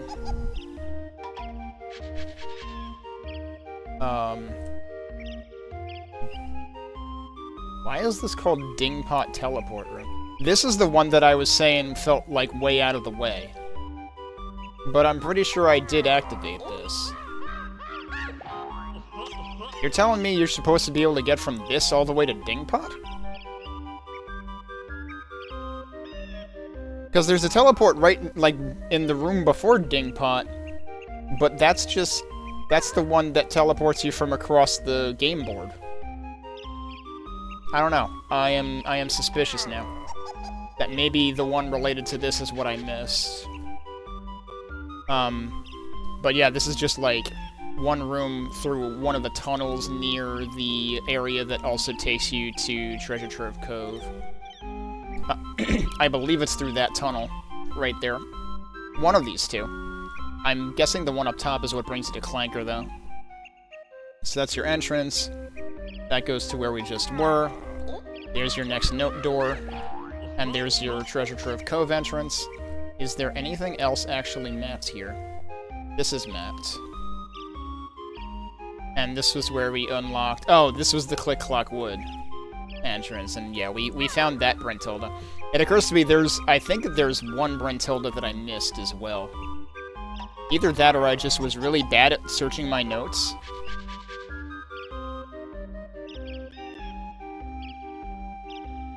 Okay, so this confuses me. I literally did write down that Grunty's pet was a baby dragon, and yet when I filled in that answer, it was marked wrong.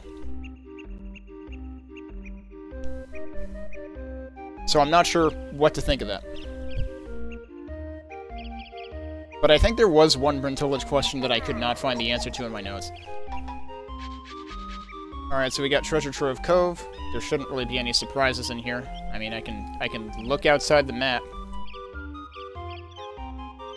But no, there's no surprises here. An entrance to Clanker. We even have the, I forget what the name of these dudes are. The grill choppers or whatever. I forget what the deal with this grate was. I was in here, though, because that's where you unlock Bubble Loop.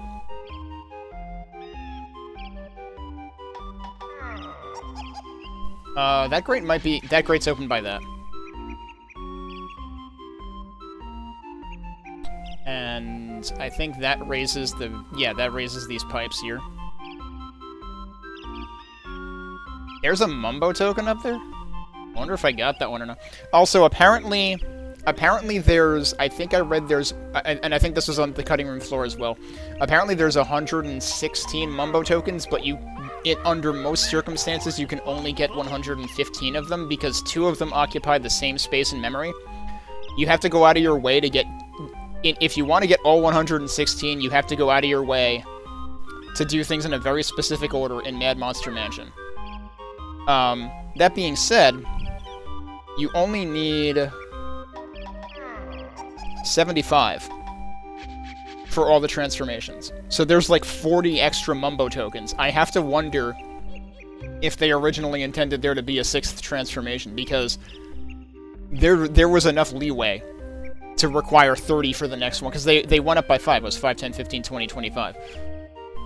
And there's an extra 40. So that is extremely lenient.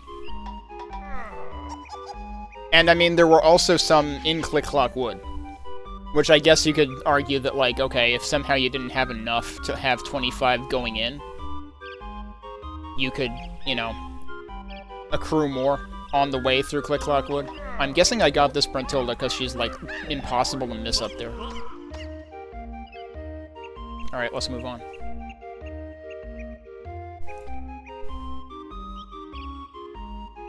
Okay, so, interesting... I guess that Jiggy is always there, and what changes is the hat explodes when you hit the Grunty switch in Bubble Gloop. And this leads to Bubble Gloop. You've got Brentilda back there. I want to say I've gotten that one. Is there anything else hidden in here? I don't think so.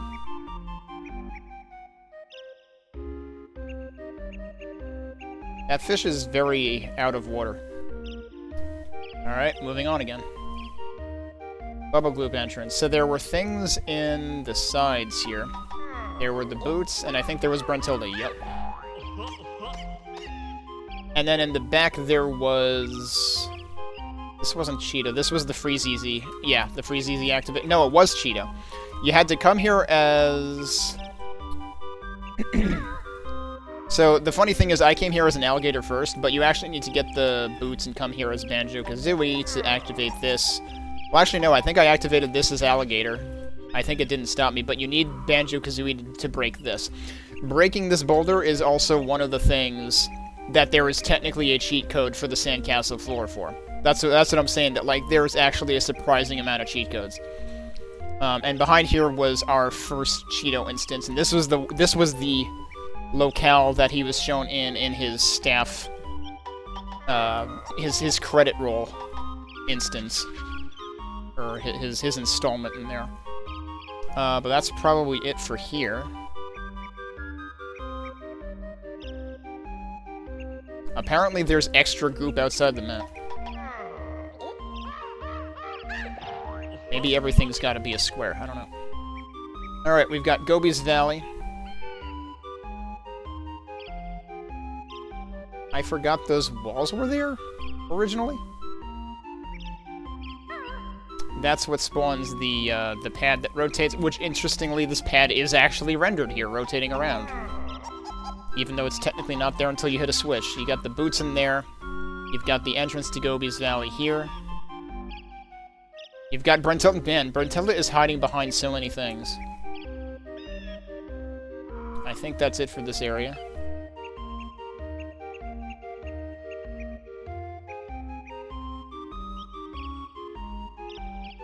This area is kind of chock full of things.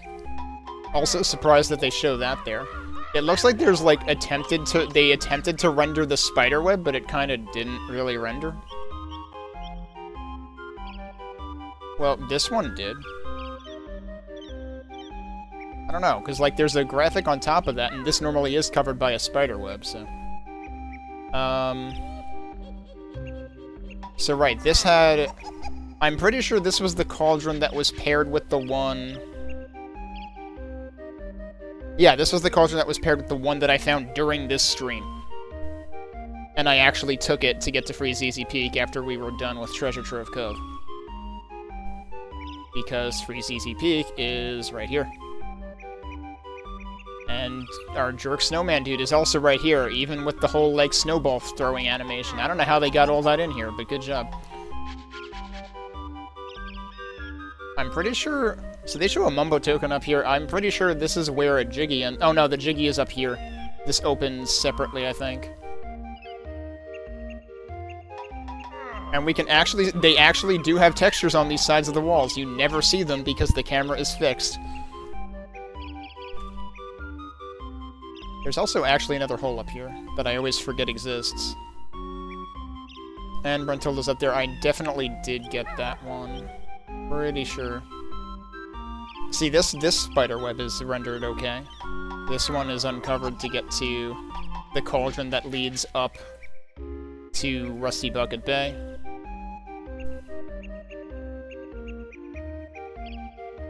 So the question is there anything else that I missed in this area?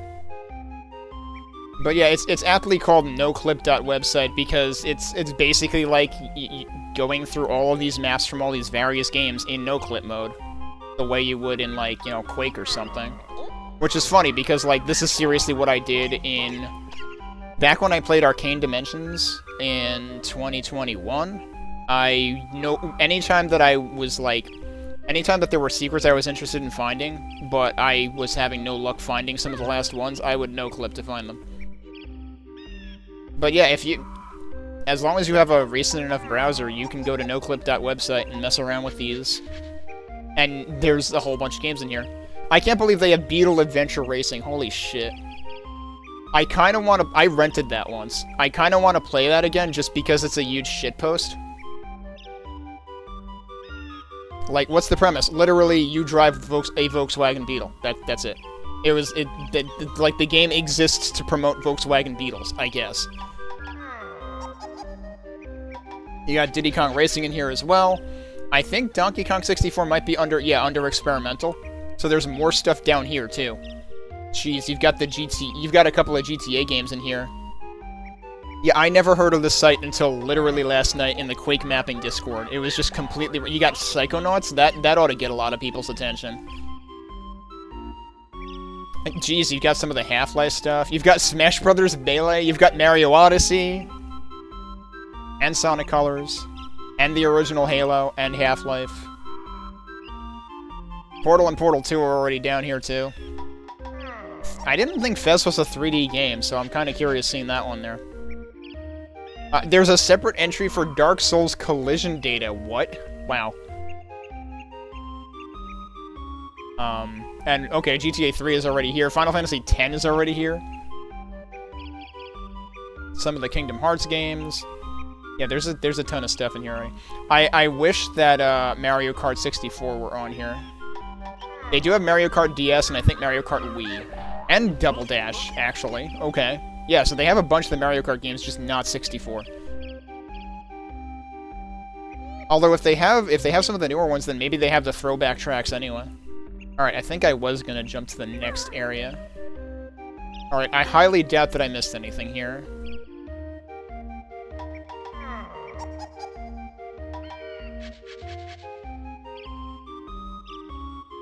And there's a separate map for what's inside there.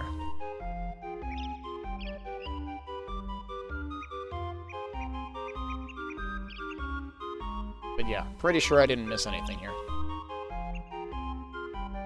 This one's actually really cool to look at. I mean, like, yes, it will look a little goofy if you look from outside, but for the most part, it actually holds up really well.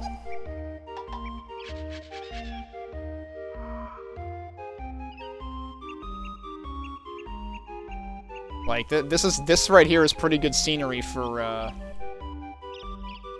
tonight.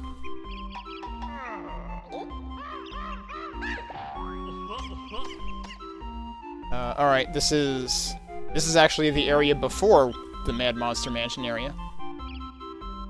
I forgot she was over here. I'm pretty sure we talked to her. Actually, Did I come back over here to talk to her after? Because, like, we probably couldn't talk to her when we were an alligator. Or a crocodile, whichever one we are. So I'm not actually sure if I talked to her or not here. I want to think I did come back over there as Banjo-Kazooie. Actually, I probably... I might have gone over there, like, before.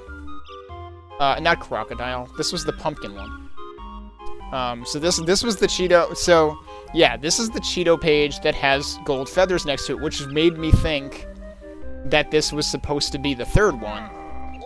But I'm not so sure now, because we haven't seen any others that I missed. Also, I feel like there's one other cauldron that I should have noticed by now.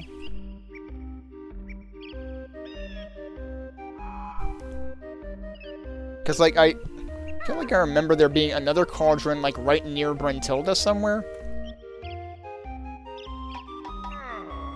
I don't know. I don't know what I'm thinking of. Alright, here's Click Clock Wood area. You got the birds and everything.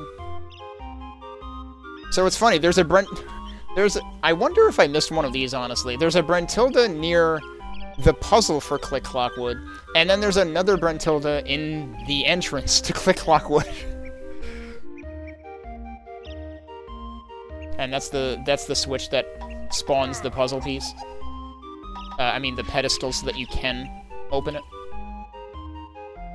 And then, of course, you've got the, Wait, what? Why are they up there?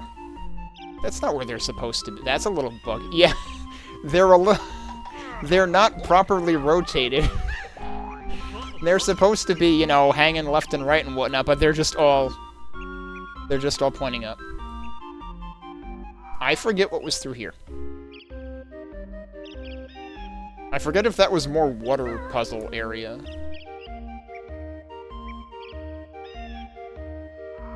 Oh, wait, what the... Oh my god.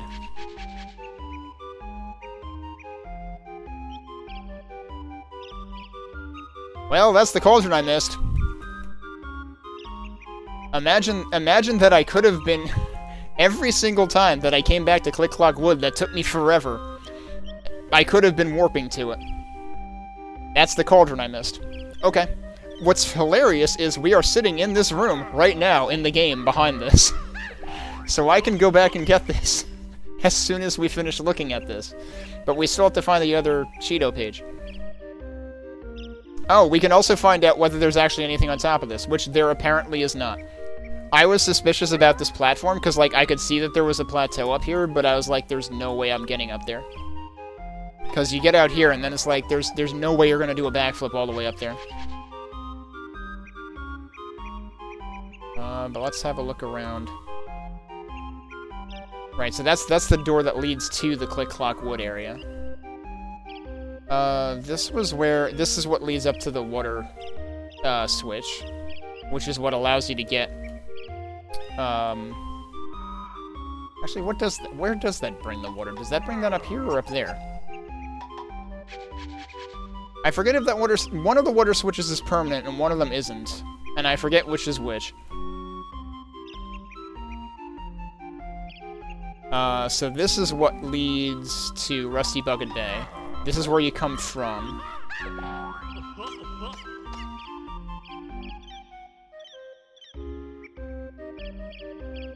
And there's our favorite, It's funny how,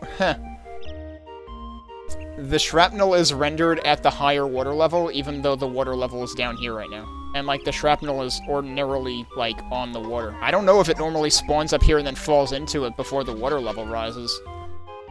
If it does, it's not noticeable, I don't think? Because, like, you would hear a splash, wouldn't you? Alright, so I don't think there's anything I missed in this room. I remember playing this as a kid. This was one of the rooms that confused me the most, of just, like, this feels super weird and I don't know what's going on. This room I never came back to. I found this room once, and then I've never come here again. Where does this lead? Oh, no, I do remember this. Okay. I almost did come back in here once, because I came back in here and then I turned around. Right, because that's where the Rusty Bucket Bay puzzle is. Is there anything else in this area, though? This was also the Mad Monster Mansion puzzle area. And there's a friggin' token behind that dude. I think you come... Do you come in here from below? I forget. I think that is one of the entrances. But then there's also the exit out that way, but... Oh, right. Yeah, so this is... I don't think this grate ever goes away. I kind of think I remember seeing that grate, actually, when I came through that way. There's a freaking one-up up here. What? How? There's not even a way to fly in here, is there?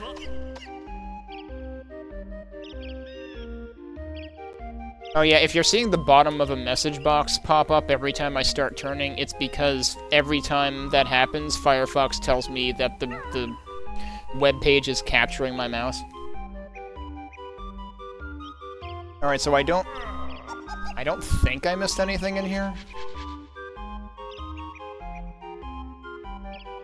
But this was definitely a room that I was wary that I might have missed something in, but it doesn't seem like it. Alright, Rusty Bucket Bay.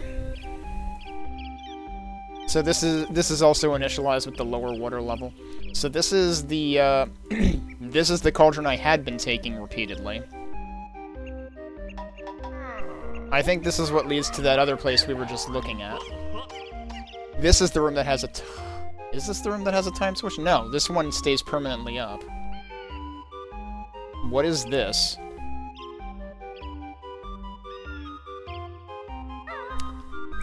Okay. This is the Cheato I missed. How do we get that high? That's gonna be a problem. Actually, what the hell is this how you come in the first... That might be how you come in the first time. No? That's how you come in the first time. What the heck is over here? I don't remember. I remember somewhere there was a temporary water level raise switch, and I don't remember which room it was in.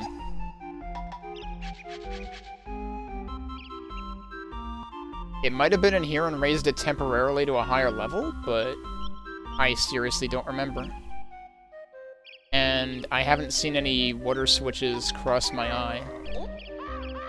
Unless it's, like, under that crate. It might be under that crate. But I feel like...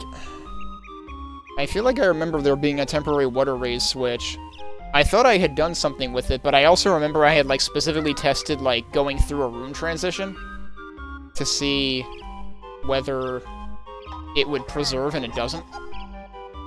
I'll have to check this room again and see whether that is in fact what it is, and if it is in fact to get over to where Cheato is peeking up there. So that would be the other thing we missed. Alright, and then this is like the top of the castle, or the lair. Yeah, so this cauldron connects to before the game board, which actually we apparently skipped the game board. That must be further down the list. Funny how this door is rendered, because, like, yeah, this one doesn't actually have a loading zone. This one actually just continues. What is up with that? So that's the door that opens when you fill in this puzzle, but, like, that is not the size of that door, excuse me. And then this is the room where the game over cutscene happens. Oh, that's interesting. So, like, these doors never open, but the interesting thing is there is a path behind this one. That might be functional in the cutscene. I forget if this door is, like, open during the old game over cutscene before you rescue 2D.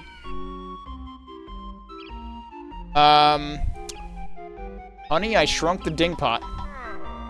Yeah, dingpot doesn't look too pleased.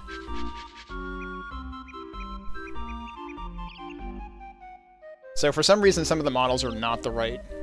They even rendered the ammo supplies, though. And then, I don't know if Steve Maniac is still here, but this is where you get the health upgrade. You go behind here, this is a 4-piece puzzle. And once you fill that in, boom, you have double health. Oh, that's funny. There's just like a static skybox like right there. And yep, there's the free one up. I think that's it. I think that's it. And you can see the light leading all the way up. Yeah, so some of these are just, like, randomly scattered at the end, I guess. This was the room that raised the water level to Rusty Bucket Bay, I believe. That's what that switch did. And Mumbo was in here because you come in here as a pumpkin, and then you have to be transformed back so you can stomp this. I think you have to open the coffin, too, actually.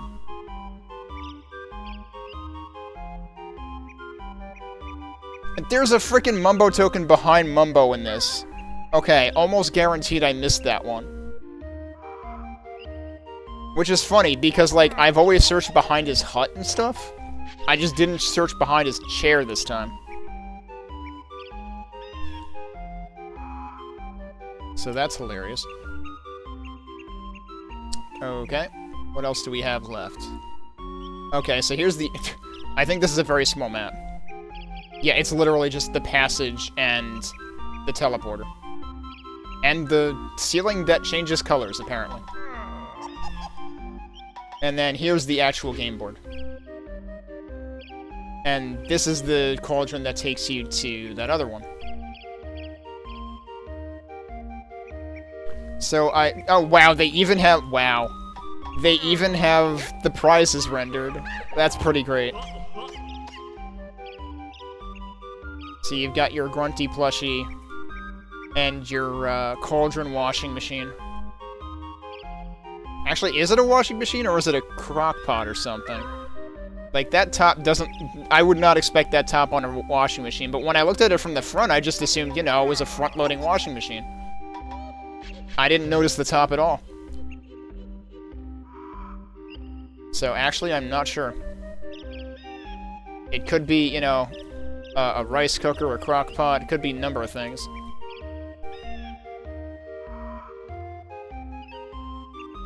Actually, is that supposed to be rice?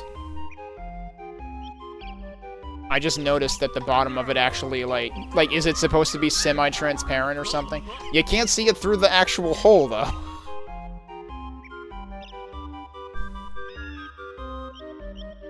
And Grunty is actually here, too. That's pretty great.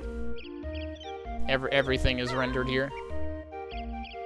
Oh, we can actually investigate just how far of a fall it is. Oh, look, the undersides... So I investigated the backsides of those walls that we never see in the Advent card section of the Freeze Easy Peek entrance room. Those had surfaces. These do not. Apparently. But yeah, you can study the map here, too. So how many Joker cards are there, actually? You would have to go, like, way out of your way for the Joker cards. You would have to really, really hate the skull tiles. Because, like, it's totally not worth going out of your way for the Jokers. The only one that's worth going out of your way for is this one, because it's, like, it's not even an extra tile. If you go to the left to begin with, it's right there. But let's see. 1, 2, 3, 4, 5. There's a 5th one in the top left, but there is not a 6th one in the top right, it looks like. Also, there... Oh my god. Why would you do this? There's 3 instant kill if you're wrong tiles, 1 1-up, 2 more instant kill if you're wrong tiles, another 1-up. I don't know. I wonder if the Xbox version has an achievement for doing all the tiles. Why would you even do that to yourself? Alright, what else? Right, the boss battle. I like how the Jinjos are just hanging out up here, waiting to attack.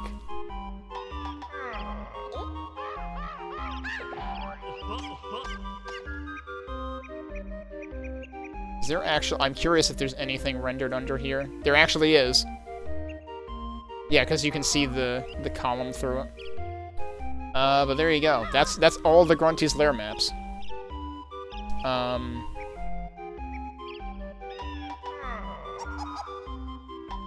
Was there another one that I thought was missing? Oh no, I was thinking of Furnace Fun, I think. But yeah, then you can do it for... I'm not going to go into every single level here, but you can go into every single level. Wait, what's the secret church room?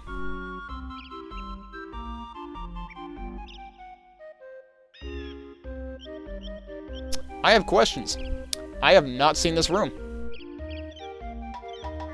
Good thing there's no notes in it. There are a lot of these portrait dudes without portraits, though. So, that's interesting.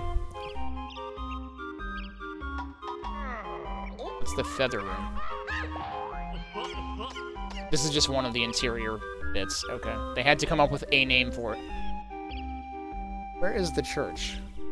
Because, like, I tried crashing through this window. It did not work. The fact that there are 2 windows in that secret church room makes me think that that's the secret to, you know, that you have to go through a window. Maybe it's in the back of the church or something, like on the outside. Oh man, looking through this, oh my, I think, yeah. This is actually detailed enough to where my browser's lagging a little bit.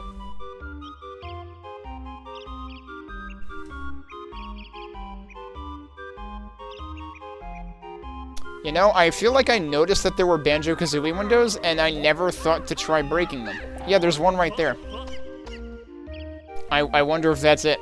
I wonder if you just have to break the Banjo-Kazooie window and that's it. We could maybe check that out too. Anyway, I think we've looked at the maps enough. Let me take one more quick break, and we'll get back into the actual game, and we'll actually grab the last cauldron, the last Cheato page. And maybe we'll look at this to end things off. So give me another... This should be a shorter break. Give me a couple minutes. We'll be back and take one last look at stuff in Banjo-Kazooie.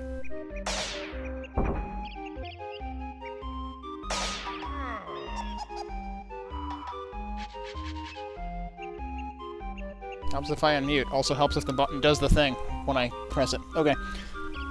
So we're back. Let's grab the things that we need to grab that we haven't grabbed yet. One of which is in this room. So, let's get on that first. And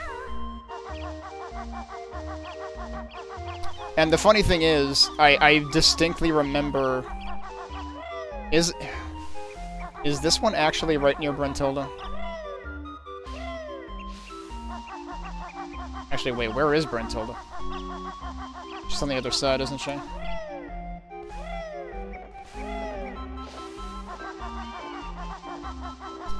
Wow, yeah, the grass gets really deep there, and you won't... Dude, can you stop? Thanks.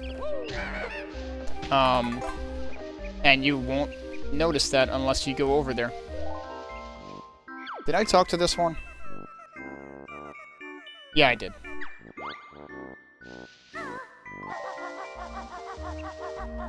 Okay, so it's not quite next to her.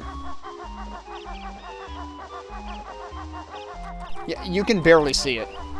Like, it's technically peeking out right there, but it's so dark that you can't see it. But the funny thing is, like, this is the exact kind of passage that I thought I remembered. And yeah, that connects to the one in the broken pipe. So, I don't know why it was described as the Dingpot's cauldron room. Because it doesn't go to where Dingpot is. So that just seems like a bad name for it on noclip.website. But yeah, okay, so that's the cauldron we missed. That would have been helpful to have. Thanks.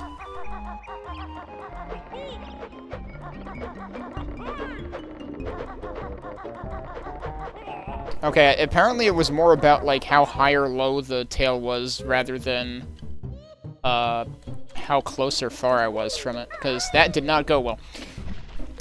So I want to go down to Rusty Bucket Bay again. Wait, actually, which way is that from here?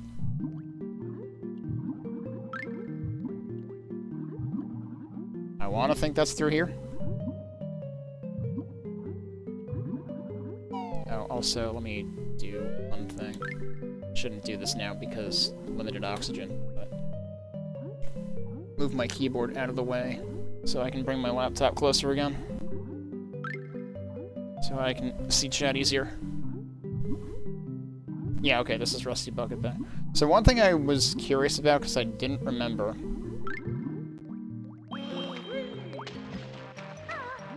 Okay, so there is a water switch down there, and that might actually be what raised the water level in here. What's down here? I forgot. Or does this go to that other room? I think this goes to the room that had the puzzles. So this is probably a waste of time.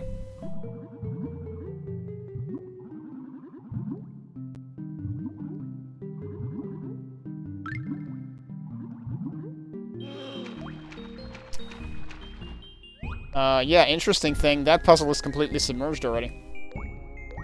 Wait. Well, I guess that answers the question of how we get this one up. Maybe. Yeah, it's just there. I am also kind of wondering, like, would it have been possible to raise this water level before doing these puzzles? Could you have actually locked yourself out? I don't know what triggered this. Oh yeah, is there still a Mumbo token back here, or did I get it? I think I got it.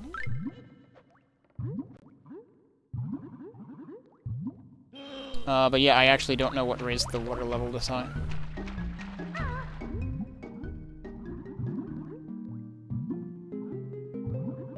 I don't know whether it was connected. It could be connected to the Rusty Bucket Bay room. And there was a grate on that top section, I believe. That we saw in the... as we saw it in... No Clip.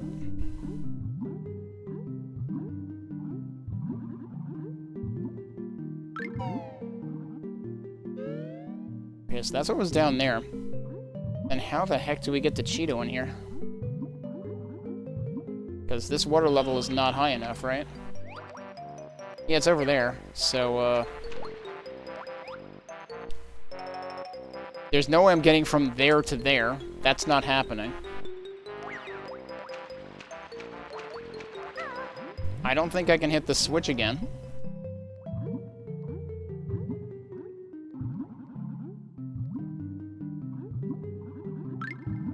And I mean...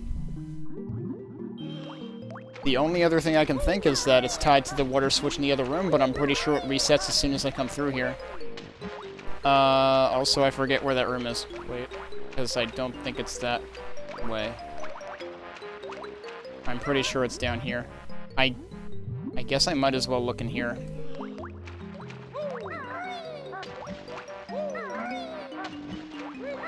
I'm pretty sure this is just where the Rusty Bucket puzzle is. Because that should be in here. Yep. Is there anything else useful in here?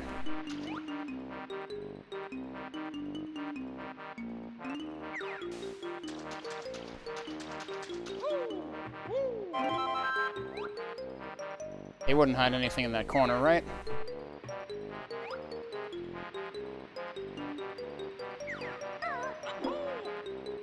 Fun fact, you can fit back there.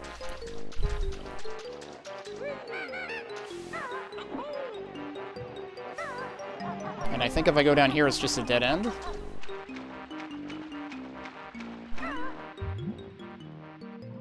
Because this is going to be the other side of that grate. Yep.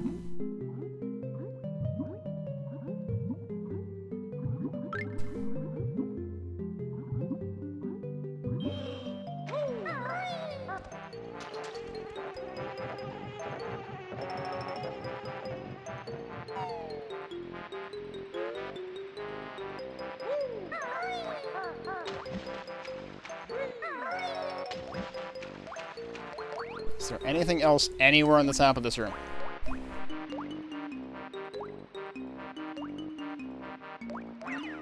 Then we've got to find it elsewhere.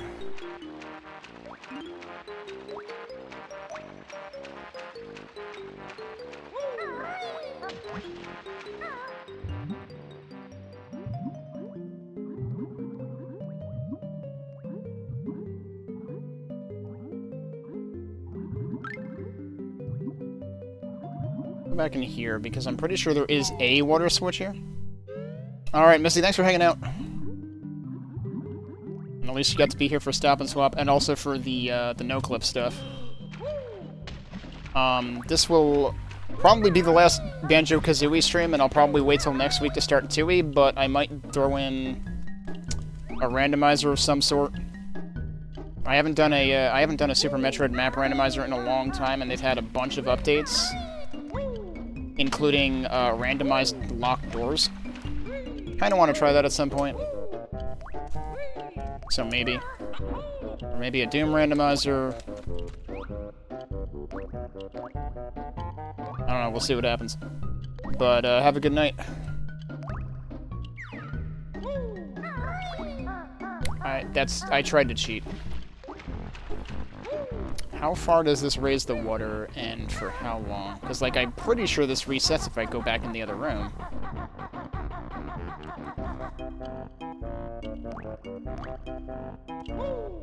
Alright, sure. Whatever floats your boat. As far as what you stopped by for, but I appreciate it. So this is good for 30 seconds. It doesn't reset. It's still going. Oh, wait, that's not the room I want. Well, gee, that would have been useful if it was the room I wanted. Alright, let's go back. Wait.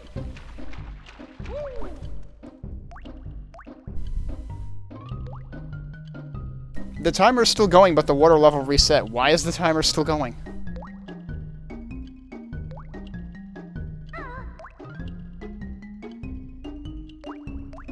Yeah, it like, paused for something to happen, and nothing happened.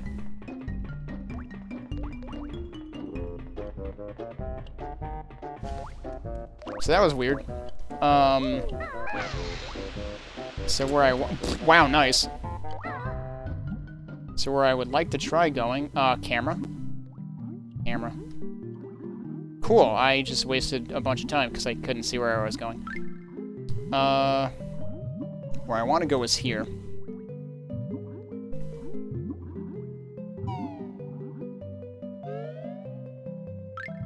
It does. It does stay raised, doesn't it? It does stay raised. This is how you do it. I'm gonna miss it, though. I was so close. Did I?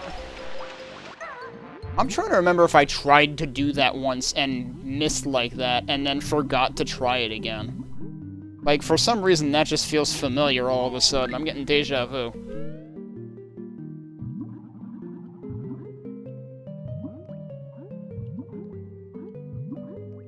Alright, well, we know what we have to do. Namely, don't get the camera stuck on a rock.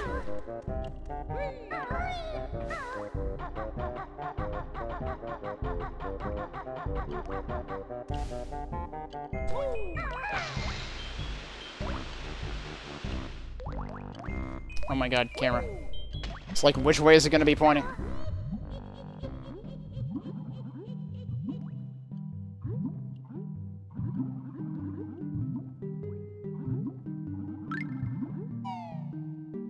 I feel like I only did like a second better that time.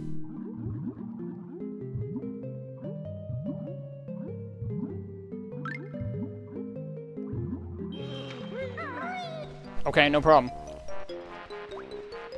At least 2 seconds to spare. Here we go, we did it. Getting good at finding Cheato, yeah, because I literally cheated. Oh, she could have rhymed that with a far worse word, but okay. Guess what it's gonna be? Gold feathers. Uh-huh. So I suppose we might actually end the night by doing that. Just so we've entered all the codes. Oh, I don't actually want to... Well, so what do we want to do next, actually? I should probably... I want to check out that thing in Mad Monster Mansion, because I'm curious.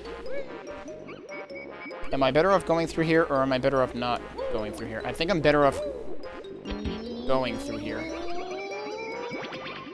Marginally. So that brings me out here. And then we go up here. I meant to use Kazooie there, but okay, whatever.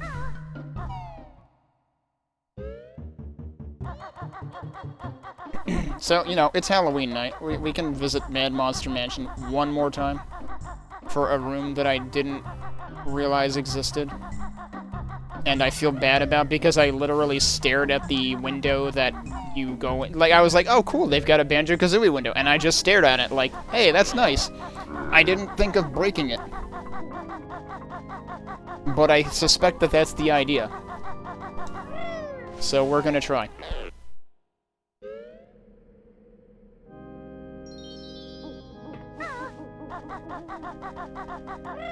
Alright, which way was the church?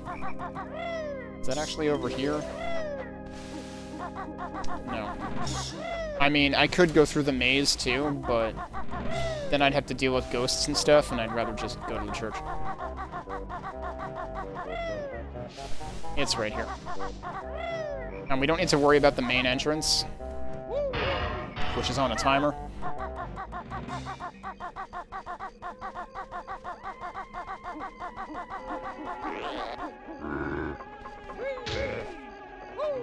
Lol rip.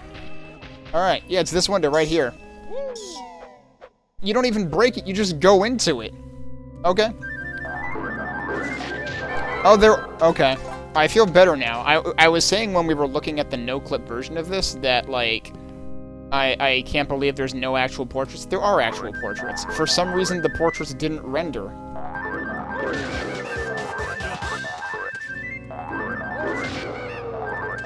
I don't know why that would be. Now I'm curious to go look at, like, other interior areas in no-clip and see whether they don't render the portraits there either, because that's really weird that, like... I don't know whether the portraits are considered part of the monster model or not, but, like, they rendered the rest of the monster, but the portraits weren't there. Alright, so there's your secret room. And yeah, you can only go out that way. This might actually be one of the best ways to farm resources if you don't have enough notes for the late game full refills. Oh, hi. Wow, nice. That's a fine how do you do. Get out of here. Alright, so that's what we wanted to do here. So, let's head back to the sandcastle. For one last code, just because I never had that code. Ah yes, this is where we get the awkward fixed camera again.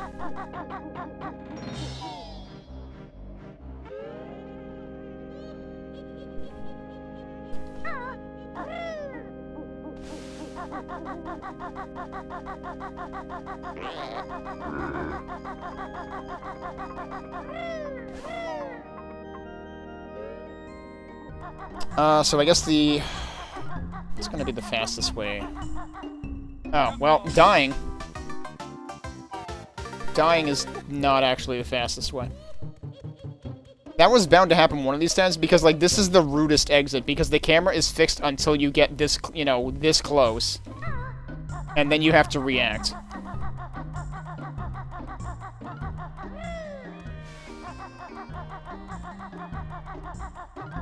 Now, this path is flush against the wall. The other one isn't. So that's a little, error-prone.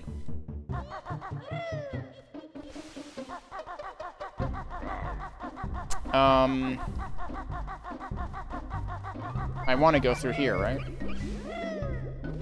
Get in the pot. Bird does not want to be cooked.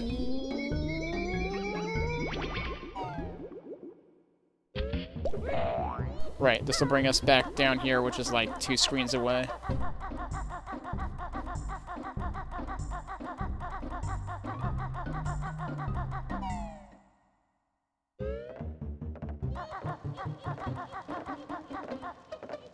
That was the wrong door.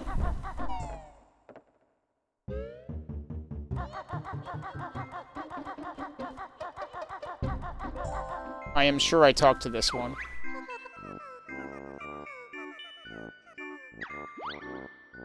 Did I talk to this one? Yeah, this was the first one I talked to.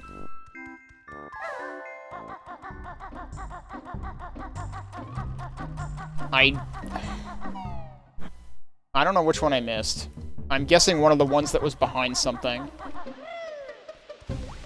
Because there were a few of those. I still suspect that I might have missed one. I should have kept a count of how many I saw when we were looking at NoClip.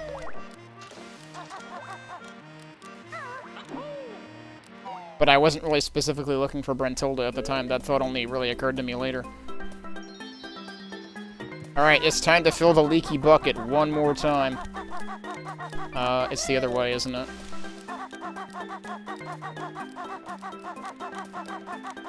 I'm wrong, it's not the other way. It's right here. Oh, but I have to climb the boxes, right? I should know this by now. I was more adept at this the previous time tonight than I am now.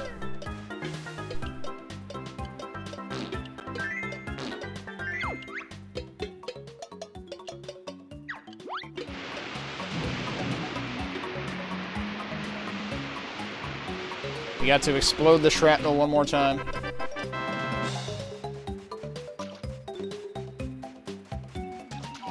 Well, I entered it faster this time.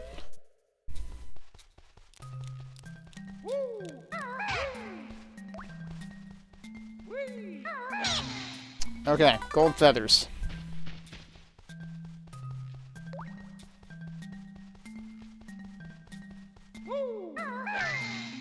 G is one of the least frequently used letters in this room.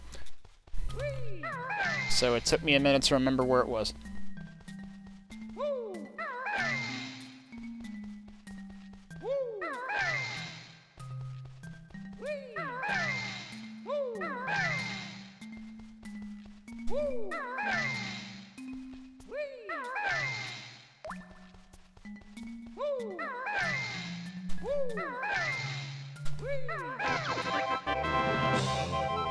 There you go.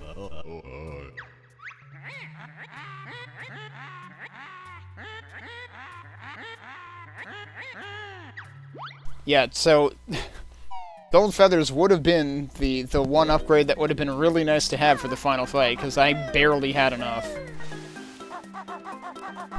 And I was using them pretty much as efficiently as I possibly could have.